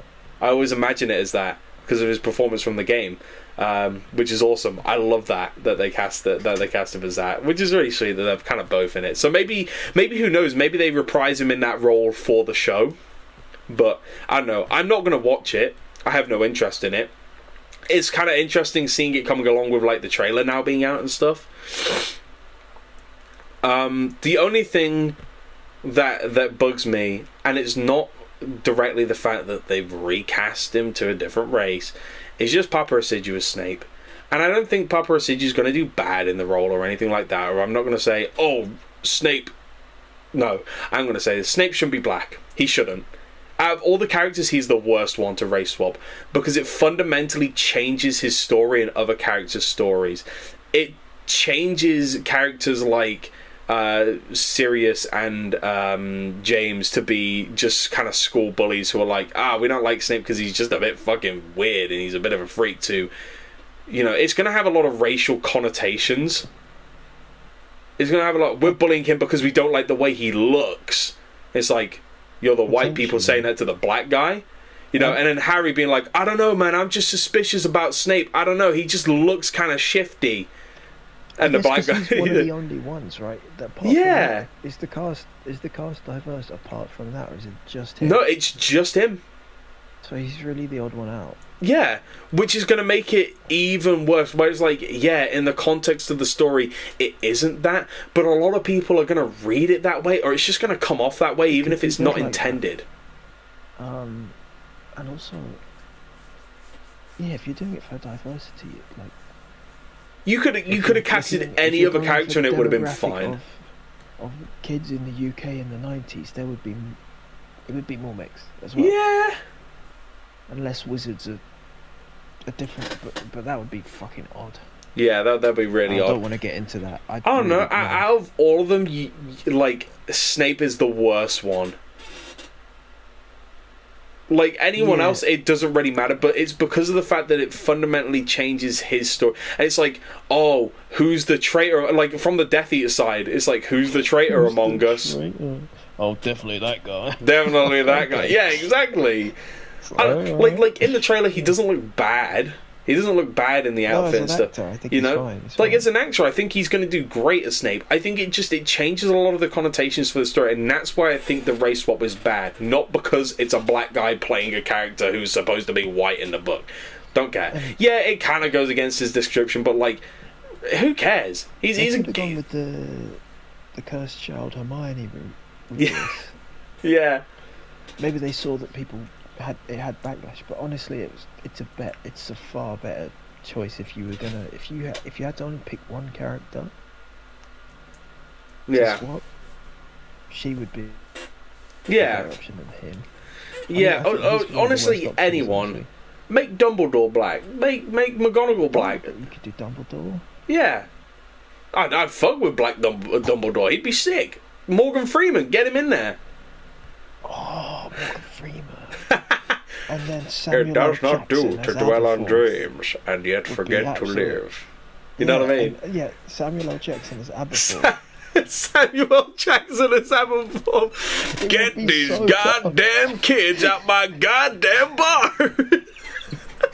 Yeah, snakes on the plane like Slytherins in my bar. Bro. Slytherins in my bar. Yeah, you know when all the Slytherins actually go to Og's head at the Battle of Hogwarts, and he comes back and he's like, "You sent all these Slytherins. Get these motherfucking snakes out my motherfucking bar." It'd be so good. And then you get Will Smith as Slughorn. Yes. He looks at Harry's fucking cauldron. He's like, there's hot. There's Jordan hot. Smith would make a good Malfoy.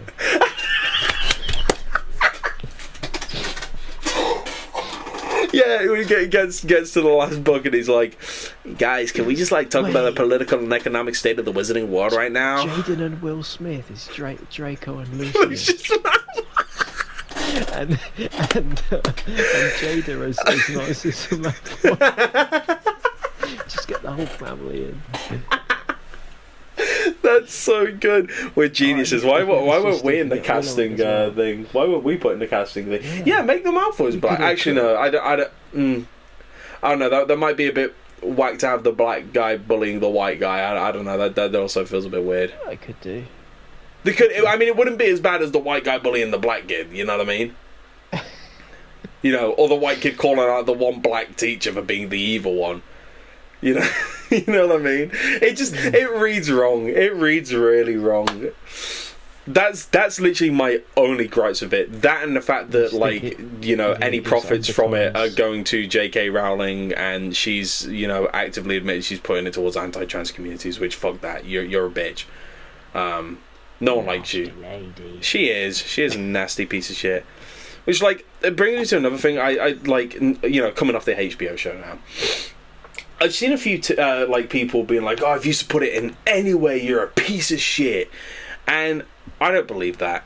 I don't believe that. I think if you engage in the franchise in a way that's profiting J.K. Rowling, so I mean, you know, using subscription services like Netflix and stuff, you know, which profits do go to her per view, you know, to help her out with that, or buying merchandise first hand and new, you know, that money's going to go directly into her pocket, or buying DVDs new, you know. But there's easy ways to get around that, I find you know. it's so hypocritical as well that people will post stuff about that, and they'll type into their iPhone made by an impoverished 4-year-old, Yeah. and they'll be like, "Oh, bro, don't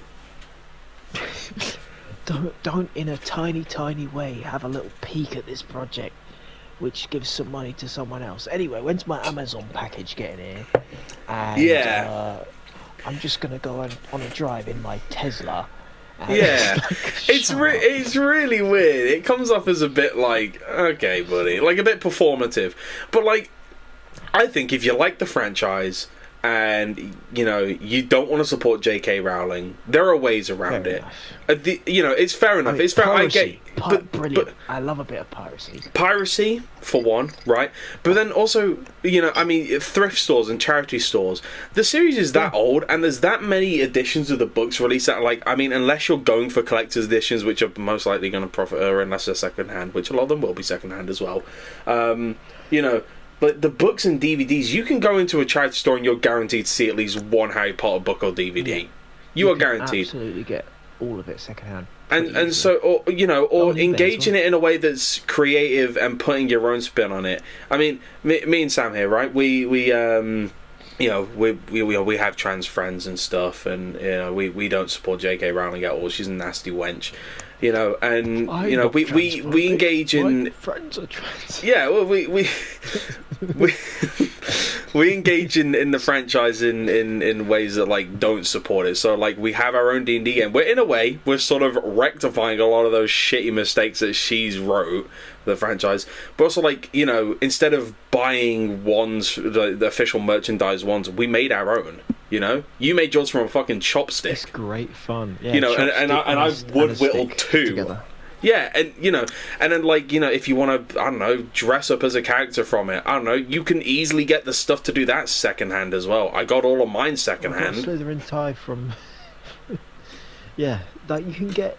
I mean, if you bought stuff from before, it was well known that J.K. Rowling is an absolute wench. So before all I got stuff from when I was a kid. That's fine. Don't worry about it because hindsight, you didn't know. You didn't have hindsight into what was going to happen. Yeah, you don't know when you're a kid.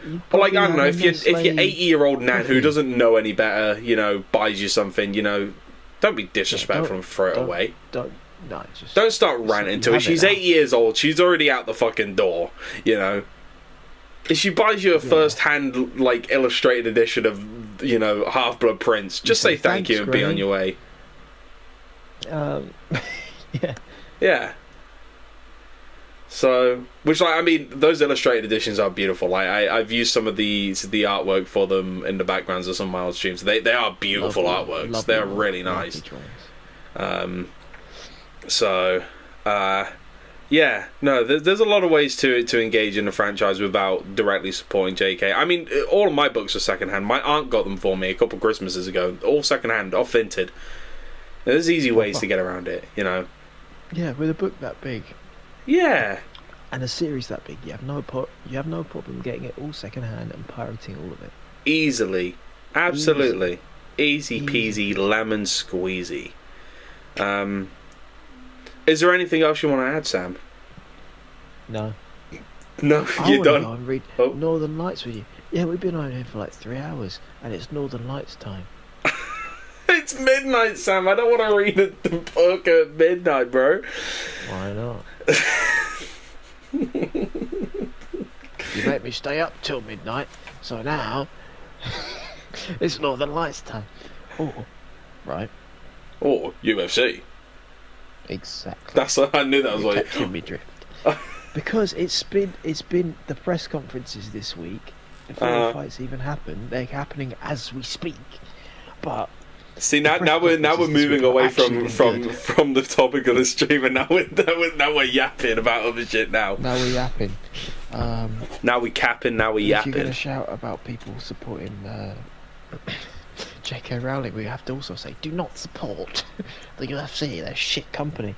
But it's fine. Just pirate the lot. Never given them a penny. Too right. Yeah, pay to see the event. A couple of YouTube views, but that doesn't pay anything. Yeah. Hey, what are you going to do? You just want to watch a few cool guys fight, Yeah, I want to. And it's Yuri Prohaska as well. Yuri is an ally. Who a lot of people hate. Josh Hockett. He's up to some business. And Cyril Gahn. He's been threatening. He's not around at the moment. Yeah, well, fuck him.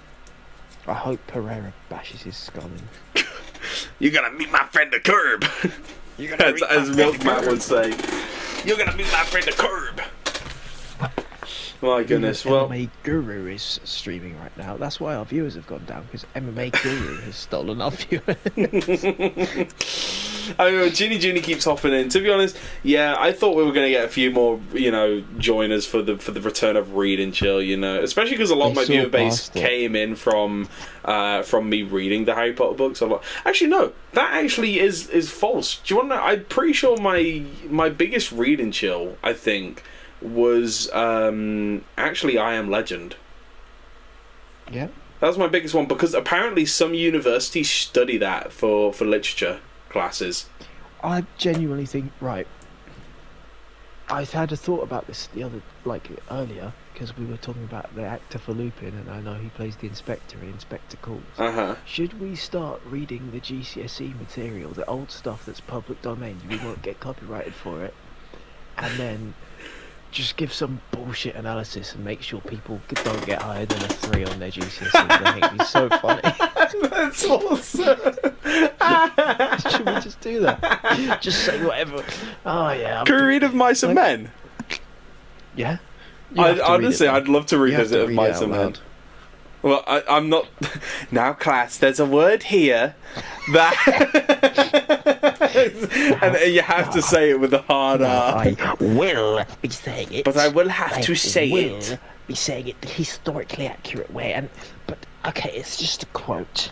And it's not what I actually mean, but I'm allowed to say it because it's a quote, okay?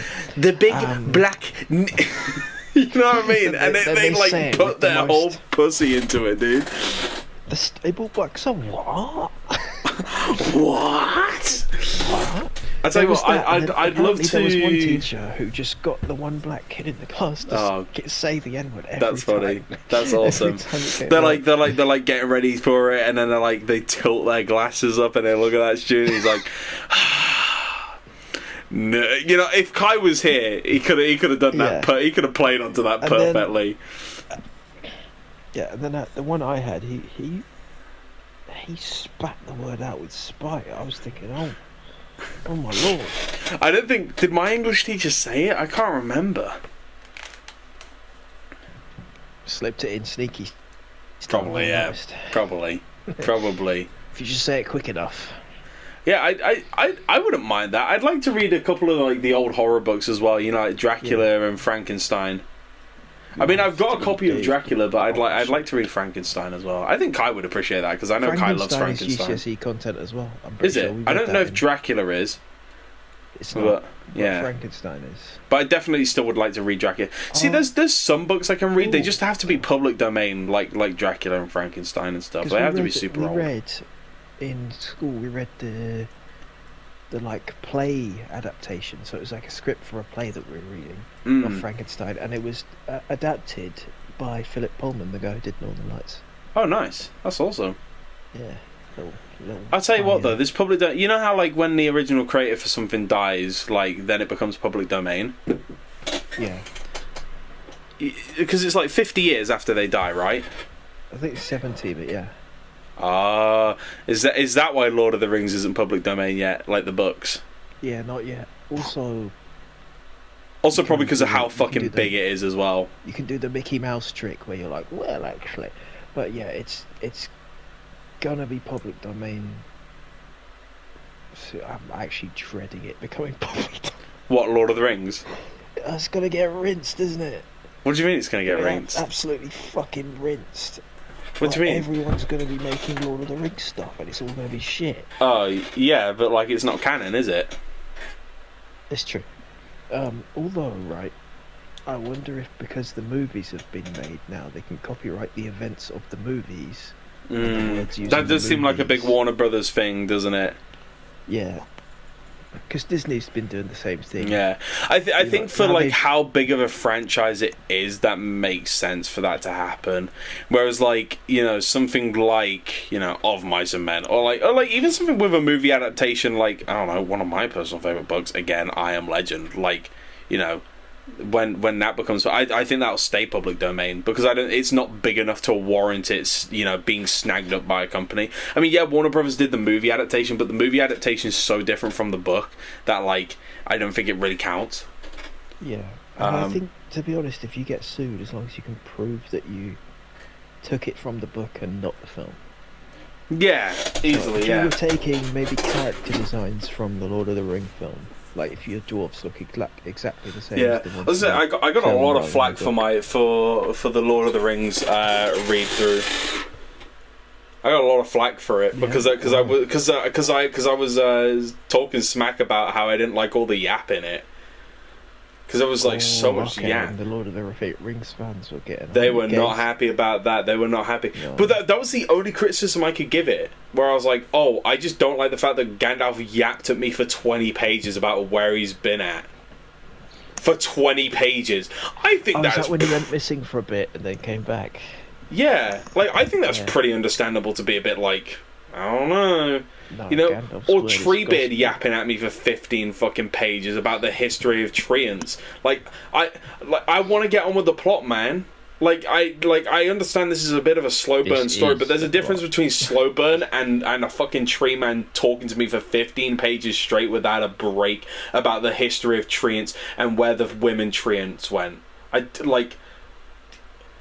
pages of enough. Surely you can shorten that shit down.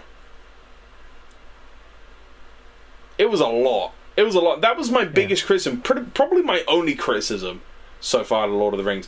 And like the fan base tasted it that much, I had to stop. I couldn't read it. I wasn't enjoying it on stream anymore. Also because some of them got really pissed off because I was jokingly shipping Sam and Frodo. Which was very funny, rage baiting them with that. Because they were like, no, because historical context of when it was written, and it's positive masculine relationships. And I'm like, yeah, I get that. I'm taking the piss, dude. Also, you cannot, like back in the day, it probably read as that, but with modern day sort of like sphere and stuff, it reads as very homoerotic. It's great. It's like when you look at the film when he's going, oh, Sam. Yeah, but that's exactly how it's like described in the book as well. That's how Toby speaks to me. Yeah. Well, there's a bit in the book, when they get to the Elven place, just before they set off with Gimli and Legolas and that, and Frodo wakes up.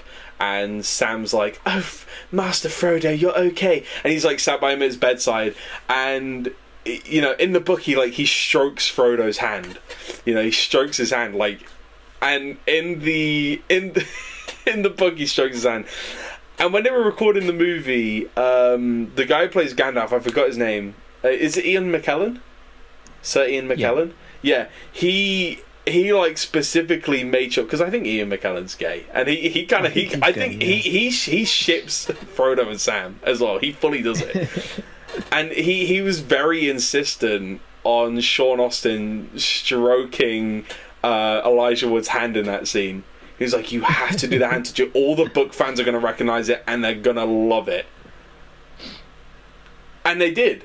And they did as well. He was right. He was completely correct. They loved it. The book fans are like, oh my god, it's so accurate. But it does it looks very... It's alright, just make it gay, it's fine. It's fine, who cares if it's gay? I mean, Frodo gets with nobody, but Samwise could be our bisexual king, I mean, he marries Rosie and has kids, but like... sequel where we have a jealous Frodo? Well, Frodo goes off to Thingy with Bilbo, doesn't he? He goes where the elves go at the end of their life. He goes where they go, and then apparently Sam goes after when he's an old man, apparently, or something like that. Apparently Gimli goes as well with Legolas, so that's sweet. Going back to fantasy stuff, in terms of like all the fantasy series that like like, where would you place the Wizarding World? Where would you place Harry Potter on that sort of barometer of your favourites? Like, is it in your top 10 or your top 5? The world or the book?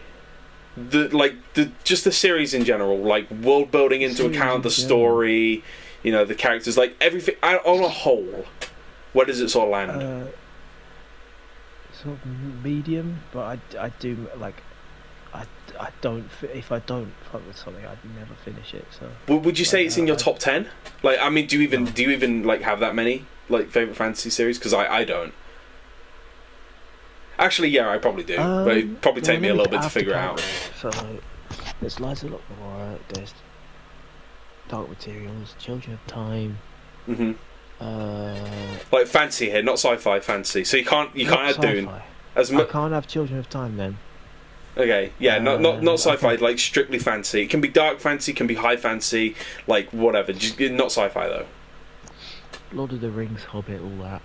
I mean, that's all one. Whack that Middle Earth. You don't have to be. It doesn't just have to be books, by the way. It can be just fantasy media in general. Because like again, if we're looking at the Wizarding World in general, that not just like that includes the world, the characters, the stories. Like that includes like Hogwarts Legacy. We don't count the Cursed Child. We don't count that. Well, in that case, I'm putting Elder Scrolls. Really? I mean, actually, yeah. I mean, I'm not super big in the Elder Scrolls. I like Skyrim, but I'd sooner rather play Hogwarts Legacy and read and watch the books over and over than play Skyrim for the 5th time. Oblivion as well, though, like the other games. See, I'd love to play the Oblivion remake. I need a PS5. I'm sure the Oblivion remake's great though. I did have it on Xbox 360, but I think it's like so outdated. I just couldn't get into it. All right, fair enough. Yeah, you can play the new one eventually then. I keep thinking of sci-fi. It's like Cyberpunk. So good. Well, you know what? Another one's made by CD Projekt Red is my personal favorite, The Witcher. But you haven't played it. An hour of The Witcher, so don't you worry. I will be choosing that as books to read, but there is more of them than the Harry Potter franchise, so we obviously won't be reading them all back to back. Which is great because that's why I also put the system in that I choose a book, you choose a book. Oh yeah, and the Brandon Sanderson books. Oh yeah, I need to read a couple of them actually. My aunt Junie, she has quite a few of them, so she likes them. She says they're pretty good, so maybe they'll be good to read. This one's better than Harry Potter. Because there was ones by I forgot his name, but I only read the first one. It's pretty good, but the ending, it's not very endingy ending. It seems like they want you to just immediately pick up the next book, and I didn't, so it's kind of left in a weird place. But it's really good. Yeah. There's this torturer character who I love. He's so good. You're a big fan of torture. He got tortured back in the day, and his body's just fucked from it. Every time he moves, it's just really painful. But now his job is to torture people. And one of the first description of him, he's like, he literally does the Kung Fu Panda line. He's like, my worst enemy, the stairs, and then he describes his agony as he walks up the stairs. That's so like meta and self-aware. That's something that would be in like the I Am Legend book, where it's like, alcohol, I hate alcohol, and then proceeds to drink a whole bottle of whiskey. He's like, I fucking hate this. And then he gets to his torturing room, and there's a chair, and he's like, yes, my best friend, the chair. He sits down on the chair. That's so cute. That's awesome. I love that. He's the most likable torturer. Like he's torturing people in the book, but you can't help but love him. Yeah. Yeah. That's awesome. And he's got no teeth because they all been pulled out. He's got no fingernails. He's fucking minging, but it's. That's awesome. That's so cool. That's really cool. And you find out like he used to be fine shit. He used to be the finest shit in the land. Oh yeah. Yeah. How many drinks? Which version of him? Both. 0 for both. I'll be real. You just gotta be careful with the second one, because. Hey Sam, are you gay? Yeah. No. What would make you think that? No, I don't know. No. Never. Never. Not me. Mate. Not me, mate. Couldn't be me. I mean, I'd probably say purely just because I don't actually. I mean, maybe if I counted every single fantasy series I've ever interacted with, I think the Wizarding World would be in my top 10, but it wouldn't be in top 5. It'd probably be like 7 or 8. I mean, my favorite of all time is The Witcher. I fuck with The Witcher so heavy. The only thing that lets it down is the Netflix series, but we don't count that. It's botched. Oh, does Avatar: Last Airbender count? Yeah, that's fantasy. Yeah, that's above Harry Potter. I say I haven't seen the full thing of that, but from what I watched, it was great. I love soccer. I miss soccer. Kung Fu Panda is actually above Harry Potter.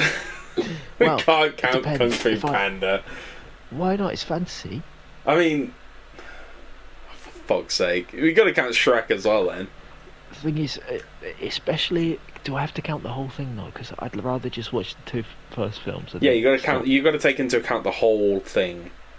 Maybe it's right, as long as it's all canon in the timeline. So, like, say you have like multiple adaptations of something, right? And all of them are different, but none of them are canonical.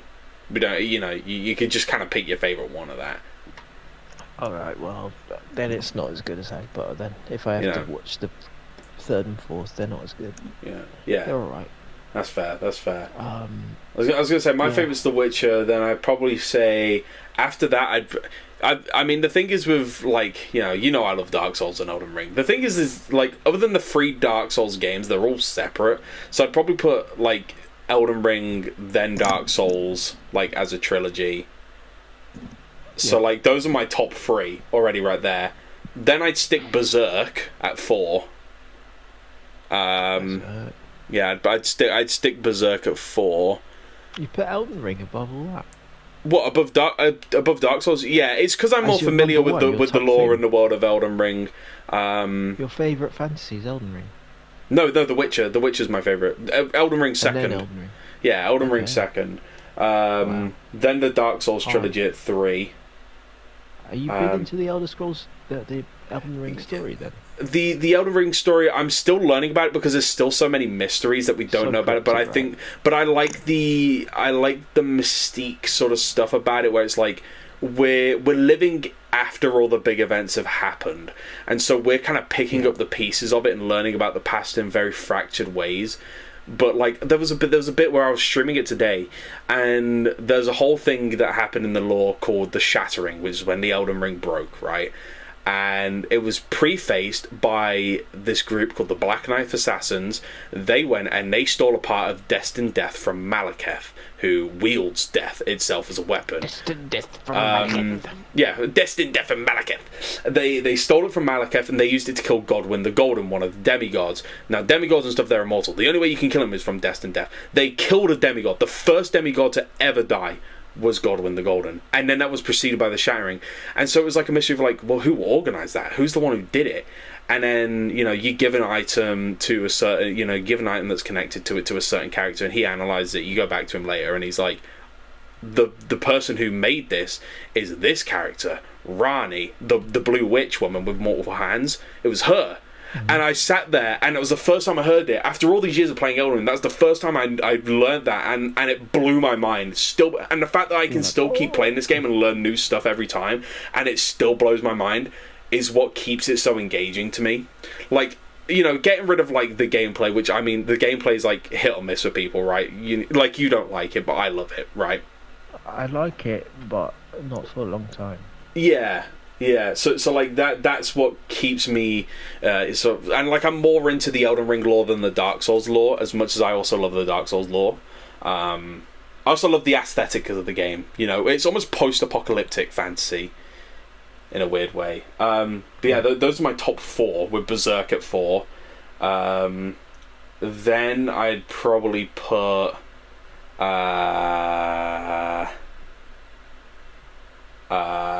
I'm gonna have to actually look at what I got now. I'm gonna have to actually like go through shit. I'd probably put Lord of the Rings at 5. Yeah. 5. The thing is with Lord of the Rings is that like the books just aren't ready for me.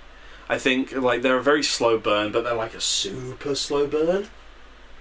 That's not a bad thing directly. Sorry if I've gone distant from the mic, by the way. Then I'd probably say the world of D&D, Faerun. Really? Yeah, I mean there's video games and stuff like that, and like the lore of the Faerun and stuff is really interesting. I love a lot of the gods and the history of it, and all the different campaigns and how they can sort of mix in with each other. All the lore that kind of goes into it, like Curse of Strahd, or characters like Tiamat and all the giants and how they had war with the fucking dragons and shit like that. I don't know. I love it. I fuck with it heavy. It's awesome. So that's probably 5. I'm trying to think what other fantasy stuff I've like gone through now.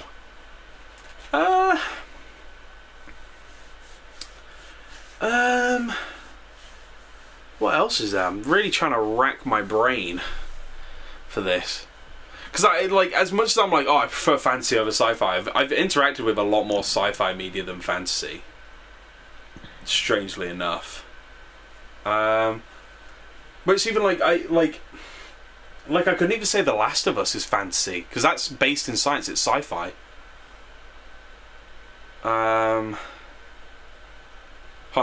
me go on my Goodreads. Let me go on my Goodreads and what I've read. Maybe that'll like help me in terms of like stuff I've been through. Light of Lamora. Oh shit! Yeah, Lies of Lamora. Yeah, actually, I put that over D&D. Put that one up over D&D. Yeah, I'd say so. Easily. In fact, fuck. Even actually, even put it over Elden Ring. Put it at 2. Yeah. I only read the one book and it's already 2. Hell yeah. And then probably Wizarding World at 7th, and then out encountered much that's like really bad.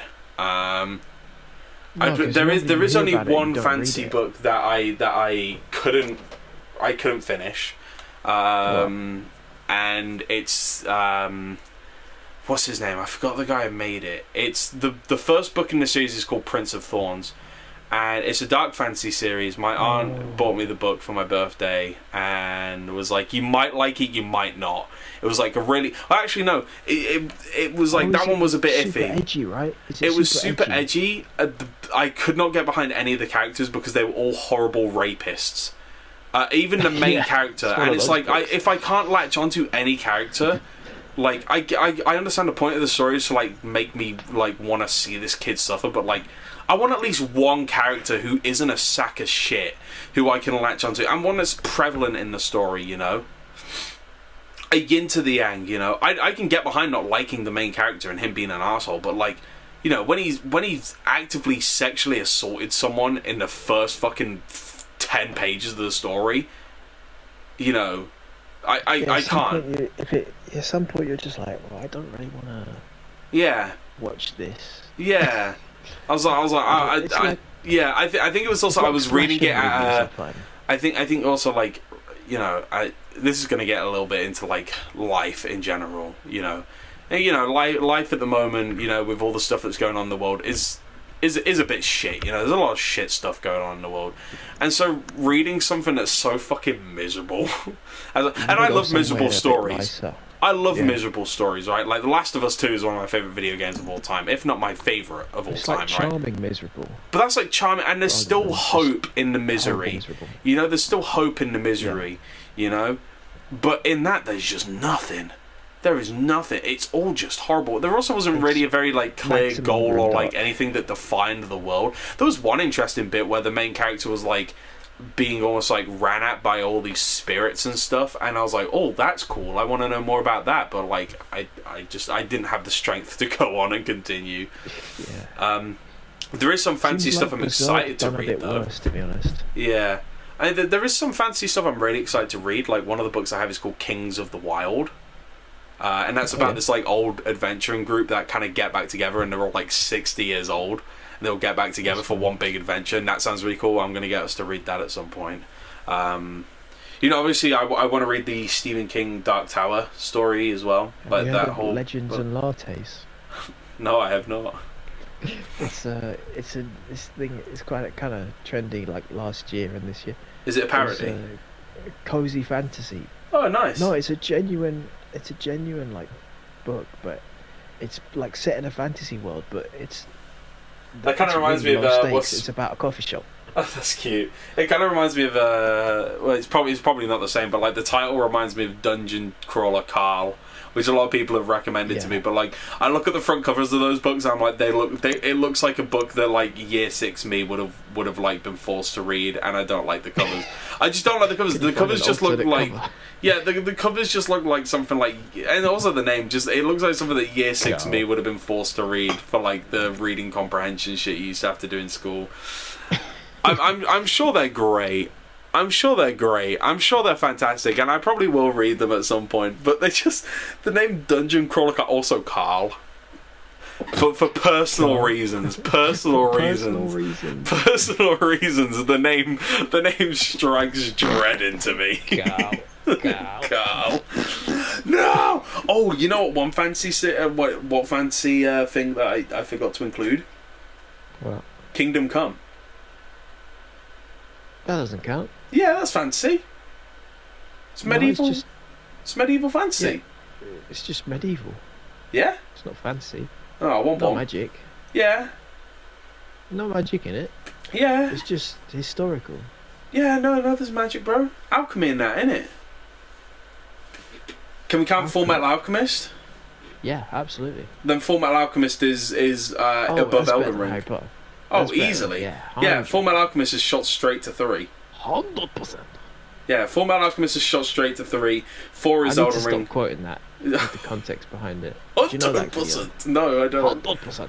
It's this clip from a documentary of it's this guy asking an old German man if he used to consider Hitler to be his hero. Oh He's like, no. hold on, boss. Hold on. Oh goodness gracious. I need to stop quoting that just out and about. no. Because if people know the context of it, it's Oh not very good. goodness. Oh on, goodness. boss. Well, now you just stated the context, so Yeah. But I also stated that I should stop. yeah, no. But yeah, I think that It's just too funny. I think that's everything really. Yeah. Alright guys, thank you for joining this first episode of Red and Chill with me and Sam. We're gonna come back next time in about 4 months after reading Northern Lights. It's gonna be pretty friggin' epic, so make sure you like, subscribe, hit the notification bell, and we'll see you next time. Yeah. Do you have anything you want to say, Sam?